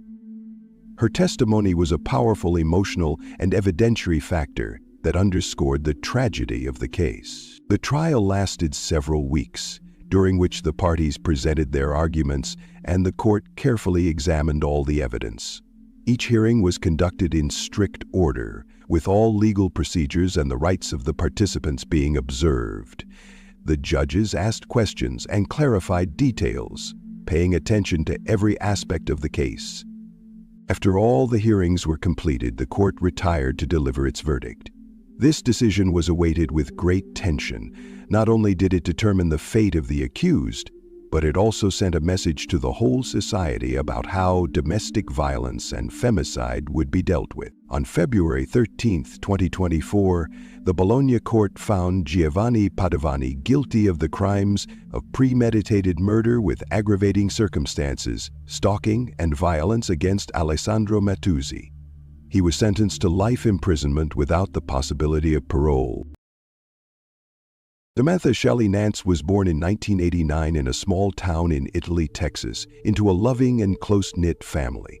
Her parents, Linda and John, always tried to surround their daughter with care and support, striving to give her the best education and the opportunity to develop her talents. Linda worked as a music teacher at a local school. She was a person with a delicate soul and a special warmth. John, an engineer by profession, was known for his practical thinking and strong character. Together, they created a cozy and stable atmosphere at home, where Samantha could feel protected and loved. From an early age, Samantha showed an unusual interest in art. Even in elementary school, her drawings stood out from those of her classmates. She was skilled with a pencil and brush and knew how to convey emotions and fine details on paper. Her parents often noticed how she could sit in her room for hours, immersed in her creativity, dreaming of one day becoming a famous artist. Those around her described her as a cheerful and open girl with an easygoing personality and a thirst for adventure. When it came time to choose a career, Samantha did not hesitate to enroll in an art school in Dallas, where she could deepen her knowledge and skills. Moving to the big city gave her the opportunity to turn a new page in her life. Independence, new friends, opportunities for growth. At art college, Samantha quickly became one of the most notable students, not only because of her talent, but also because of her friendly and sincere personality. She participated in exhibitions, student projects, and actively socialized with her peers. At college, Samantha met Nathan Shack, a young man who eventually became not only her boyfriend, but also a close friend. Nathan was a few years older, a student in the music production department, and a quiet and calm person. He was interested in music and sound engineering and dreamed of a career in the entertainment industry. According to their mutual acquaintances, Nathan was a reliable person. Although somewhat shy and reserved, he quickly attracted Samantha's attention with his kindness and sincerity. Their relationship developed gradually. At first, they were just friends, going to classes and student events together. Later, their connection became more romantic. They spent evenings talking, walking in parks and city streets, sharing their dreams and plans for the future. Their friends called them an awkwardly cute couple. Both were a little shy and sometimes insecure, but that only made their relationship more endearing. Samantha's parents were happy that their daughter had found support and stability in Nathan. They saw him as a decent and reliable young man who sincerely loved their daughter. However, beneath the outward calm of their relationship, the first signs of tension were beginning to show. Samantha began to think more and more about the future, including whether she should continue her relationship with Nathan. She shared with her loved ones that she sometimes felt restricted in the relationship, but tried not to dwell on it so as not to worry her parents. September 19, 2009 was the start of a new school year that promised to be an important milestone in the young woman's life. September 11, like many other days, began quietly. Linda and John, as usual, tried to contact their daughter to find out how her day had gone, but this time the phone was silent. Samantha did not answer her calls or messages, which was unusual and caused her parents to worry. They called several times and tried to text her, but to no avail. At first, the couple thought that their daughter might have simply forgotten her phone or been busy with her studies. But as time passed, their concern grew. Linda and John tried to contact the art school, where they were told that Samantha had not attended classes that day and had not been in touch with her teachers. This information only heightened their anxiety. Not knowing what to do next, the parents called Ashley Olver, Samantha's neighbor and best friend, with whom she shared an apartment. Ashley was out when the call came in, but she immediately agreed to check if everything was okay. Samantha usually came home in the evening, and her delay was unusual. As she approached the apartment, Ashley still hoped that her friend had simply been delayed or was somewhere safe. However, when she opened the door, she was met with a scene that would remain etched in her memory forever. Samantha was lying on the bed, lifeless and covered in blood. The scene shocked Ashley. She immediately realized that a tragedy had occurred. Without wasting any time, she called the police. Those moments marked the beginning of a long and painful investigation that soon shook not only Samantha's loved ones, but also the entire college community and the city. It seemed impossible that such a cheerful, talented, and hopeful girl could have been the victim of such a horrific crime. Parents, friends, and teachers tried to understand how this tragedy could have happened and who could have been involved. Early that evening, as dusk began to fall on the streets of Dallas, the police received an alarming call from Ashley Olvera, Samantha Nance's neighbor and friend. The message was short but chilling. "Please come quickly. I found Samantha. She's not okay." Dispatchers immediately sent several crews to the apartment complex where the young artist lived. Upon arriving at the scene, officers immediately began searching the apartment. The hallway was narrow, and the walls were decorated with Samantha's artwork. Bright, emotional paintings that stood in stark contrast to what lay ahead. The first thing that caught their eye was the mess. The hallway was littered with scattered items, several books, clothes strewn about, a broken vase with shards of ceramic lying by the door. The officers exchanged glances. This was clearly not accidental disorder, but rather the result of a struggle. Heading toward the bedroom, the police noticed bloodstains on the floor, which gradually became more abundant. The traces led to Samantha's room. The door was open, and the moment the officers entered, a horrific scene unfolded before them. The body of a young woman lay on the bed. It was Samantha. Her face was pale, her eyes closed, her body covered in bloodstains. There were bloodstains on the sheets and pillows, as if her last moments had been spent fighting for breath. Medical experts who arrived at the scene immediately determined that the woman had suffered multiple stab wounds, mainly to her back and neck. According to preliminary estimates, there were 42 wounds, each penetrating deep into the tissue, indicating the ferocity and cruelty of the perpetrator. The wounds were of various types. Some were cuts, others were stab wounds, indicating the use of a sharp and thin object, possibly a knife or blade. The police carefully examined the room, trying to preserve every detail. A broken cell phone lay on the floor near the bed. The screen was cracked and covered with a network of fine cracks. Despite the damage, forensic experts were able to retrieve messages from the phone's memory that caused particular concern. They contained threats from an unknown sender, insistently demanding that she stop communicating with someone or threatening violence. The content of these messages posed a serious danger and led investigators to believe that Samantha may have been in danger long before the tragic incident. Police officers began to carefully record all the evidence, photographing every inch of the room. Fingerprints, bloodstains, and personal belongings were sent to the lab for detailed analysis.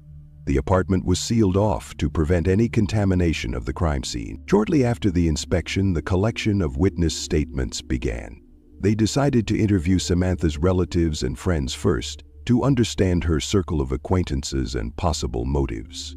Samantha's parents, Linda and John, were in a state of shock, barely able to believe what had happened. They struggled to talk about their daughter, recalling her bright personality, her love of art, and her dreams for the future. The investigators paid particular attention to Samantha's boyfriend, Nathan Shaku. According to her parents and friends, he was her boyfriend, and their relationship had become very important over the past year. He was called in for questioning to understand his role in the girl's life and to find out about any possible conflicts. The database showed that Nathan had no criminal record and was a calm and responsible person. However, the investigation did not rule out the possibility that there could have been problems in his personal relationships, which sometimes lead to tragedy. Samantha's friend and neighbor, Ashley Alvera, gave important testimony. She said that Samantha had recently seemed troubled, sometimes talking about relationship difficulties and receiving strange, threatening messages, but did not want to worry her parents and was trying to cope on her own. Ashley described her as strong but withdrawn, trying to hide her problems, which made it difficult to identify the danger in time. The police began analyzing phone calls and messages to track down who could be behind the threats. They also began examining surveillance cameras located near the house and on nearby streets in search of suspicious individuals who may have visited Samantha's apartment that day. Among the interesting details, investigators noted that the apartment showed no signs of forced entry. The doors and windows were closed and the locks were undamaged. This suggested that Samantha either let the perpetrator in herself or that he had a key to the apartment. This fact narrowed the circle of suspects to people from the girl's immediate circle. The atmosphere at the scene was tense. Investigators and forensic experts exchanged assumptions and discussed different versions of how events might have unfolded. Each of them understood that they were dealing with a complex and high-profile case where every scrap of information would be needed to piece together the picture of the tragedy. One of the officers, a young detective named Thomas, who was responding to his first crime scene that evening, later recalled, "When we entered the room, there was a feeling of complete devastation. You see life leaving a person, and you realize that you have a difficult job ahead of you, not just finding the killer, but explaining why this happened." Meanwhile, the investigation delved deeper into Samantha's life. It turned out that she was not only a talented student, but also an active member of the student community, respected and liked by everyone. But even in her circle, there were moments of tension, unresolved conflicts, and secrets that the investigators intended to uncover. By evening, the police had already compiled a preliminary list of witnesses: teachers, classmates, friends, and co-workers. All of them were to give statements that could shed light on the last days and hours of Samantha's life. The collected materials, photos from the crime scene, threatening messages, and witness statements, became the basis for further investigation.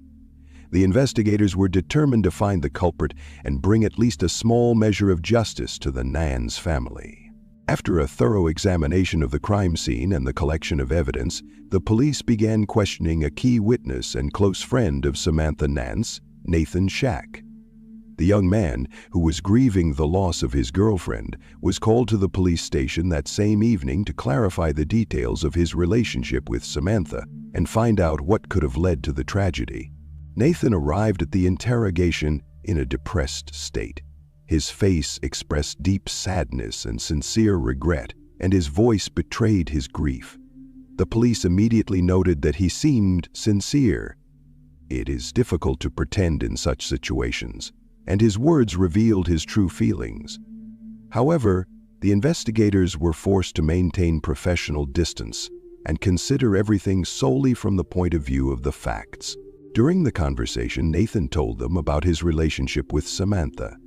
Their relationship had begun about a year ago and had developed quite harmoniously, but in recent months difficulties had arisen.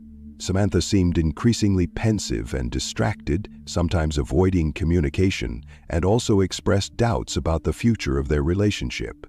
He noted that she mentioned wanting to rethink or even end the relationship, but did not give any direct reasons.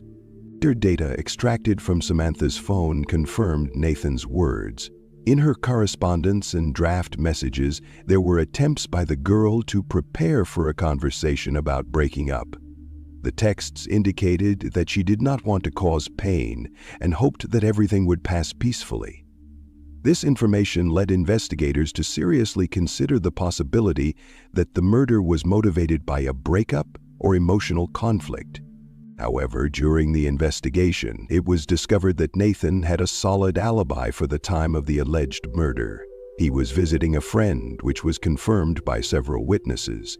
In addition, his behavior and words did not arouse the investigators' suspicions.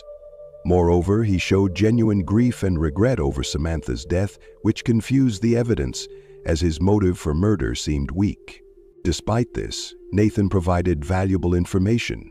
He told investigators about his roommate, 26-year-old Daniel William, a former Marine baker who in his opinion had a negative attitude toward Samantha and had repeatedly expressed dissatisfaction with their relationship. Nathan noted that Daniel had shown signs of jealousy and even aggression toward the girl, although he had never directly threatened her. This information drew the police's attention to a new suspect.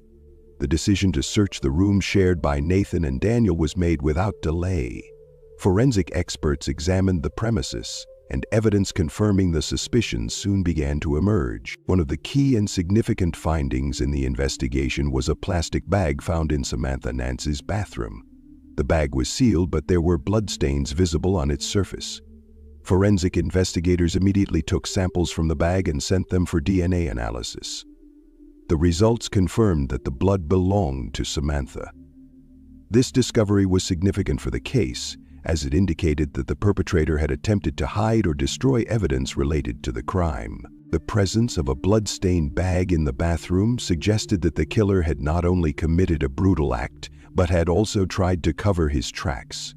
The bag with blood could have been used to transport or temporarily store contaminated items such as clothing or tools that could have been used as evidence. Such caution suggested that the perpetrator was familiar with the apartment and had free access to the victim's personal space, which ruled out the possibility of a random attack by a stranger. In addition, the fact that the bag was found in the bathroom indicated that the perpetrator had attempted to remove bloodstains in a room where hygiene cleaning usually takes place.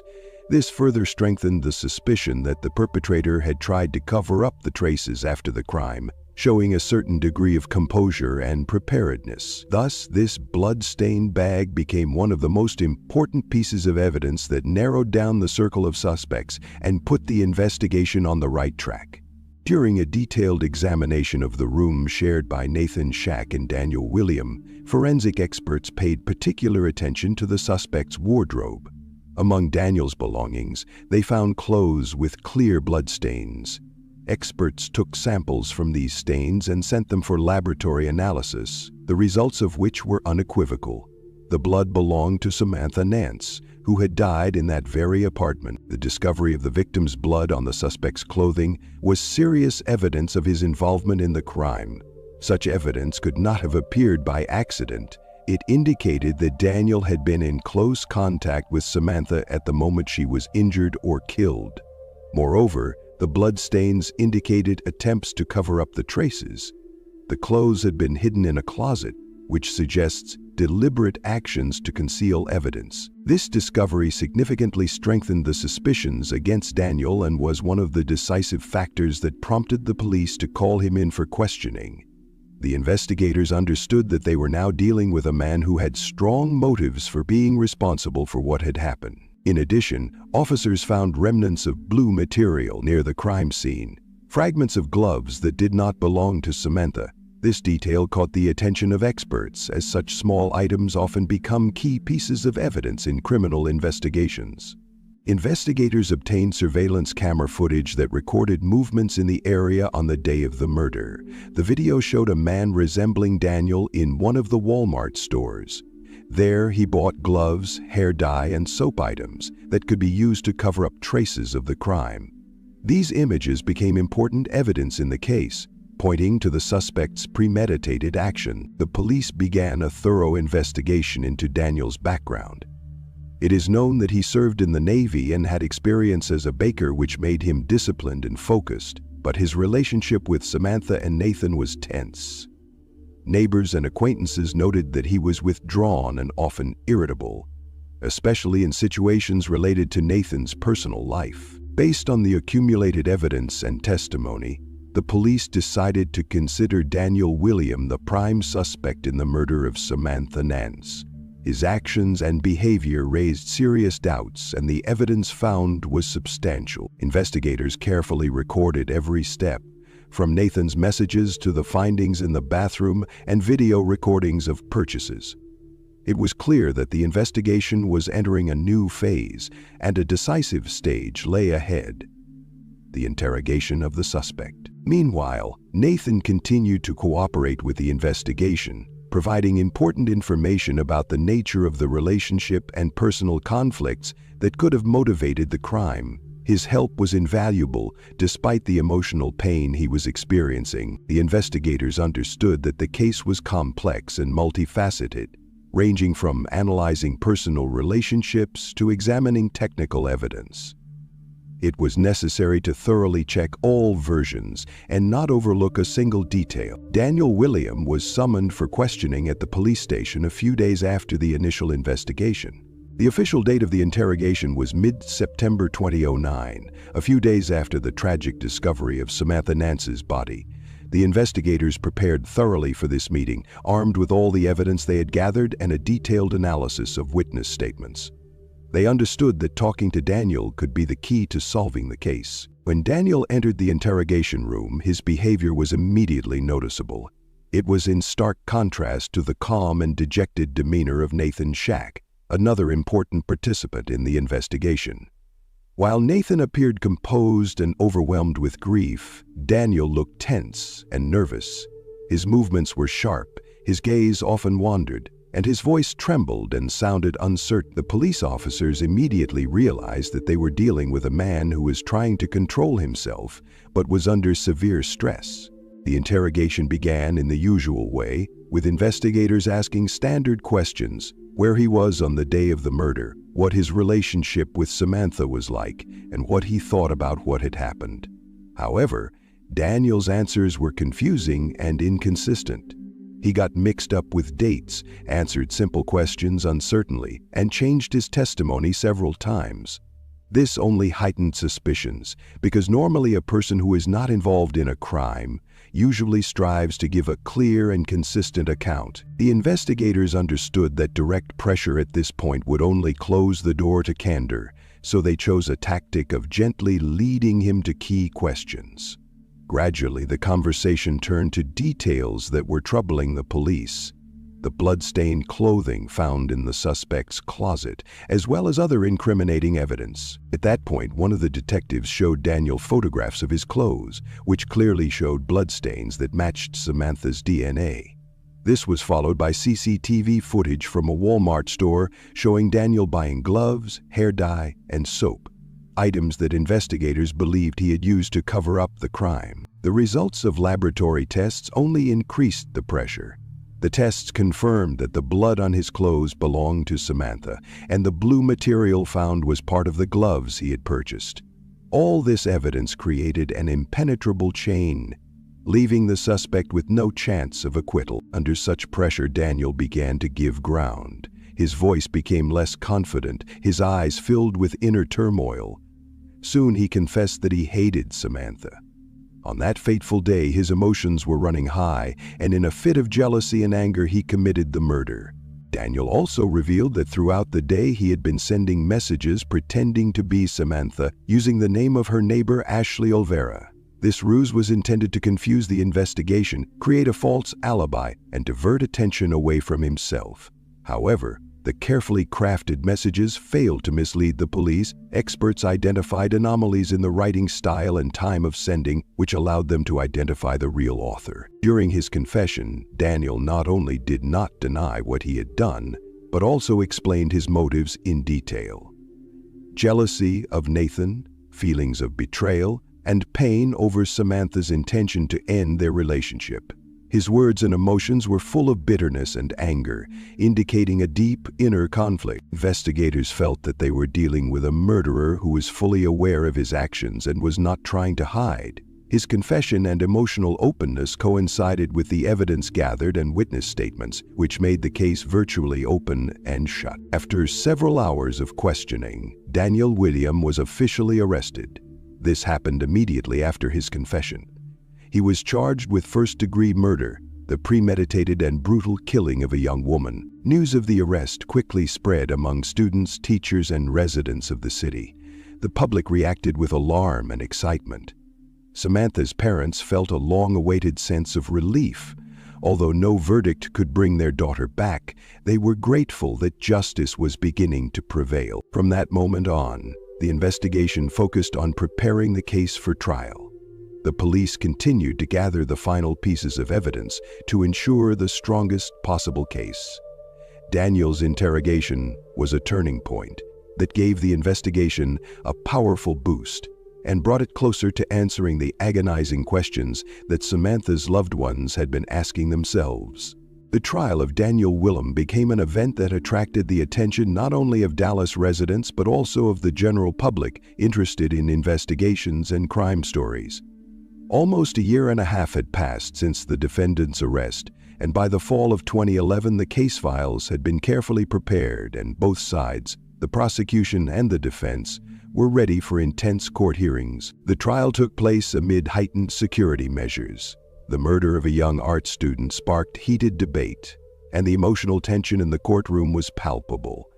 Samantha Nance's parents, who had suffered an irreparable loss, struggled to hold back tears, while representatives of the student community and teachers came to support the memory of the young woman.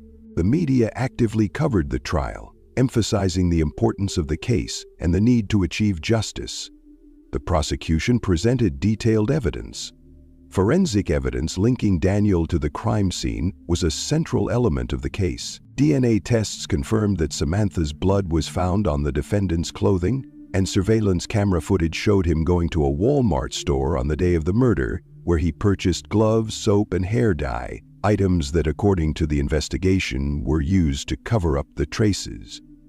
Daniel's confession was also a strong argument, as he did not deny his guilt and described in detail the motives and circumstances of the crime. Witness testimony reinforced the prosecution's case. Samantha's friend, Ashley Olvera, gave detailed descriptions of the victim's mood and behavior in the days leading up to the tragedy, as well as the strange messages and threats Samantha had received. Psychology experts were also called in to describe Daniel's character and motivation, emphasizing that jealousy and emotional instability could have led to tragic consequences. On the other hand, the defense attorneys attempted to build a case mitigating the defendant's responsibility. They referred to his psychological state and emotional difficulties, emphasizing that William suffered from severe internal conflict and was unable to control his actions at the time of the crime. The defense also attempted to challenge some technical aspects of the expert reports, arguing that there were possible errors in the analyses and the procedure for collecting evidence. The court proceedings lasted several weeks. Each side examined and discussed the evidence presented in detail, trying to convince the court of its case.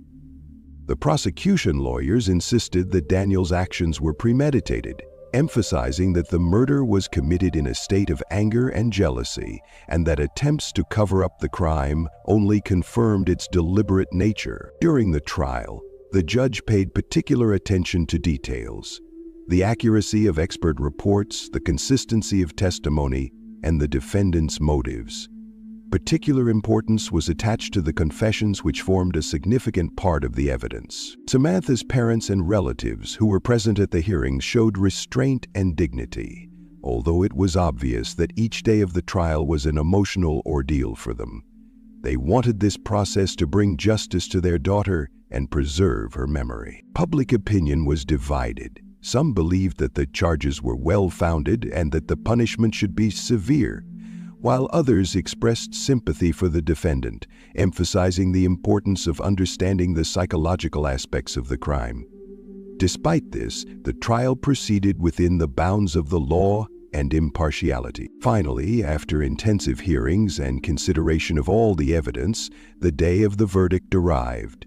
A tense silence reigned in the courtroom as everyone waited for the judge to announce his decision. On November 4, 2011, the Dallas court found Daniel William guilty of the first-degree murder of Samantha Nance and of concealing evidence of the crime. He was sentenced to life imprisonment without the possibility of parole.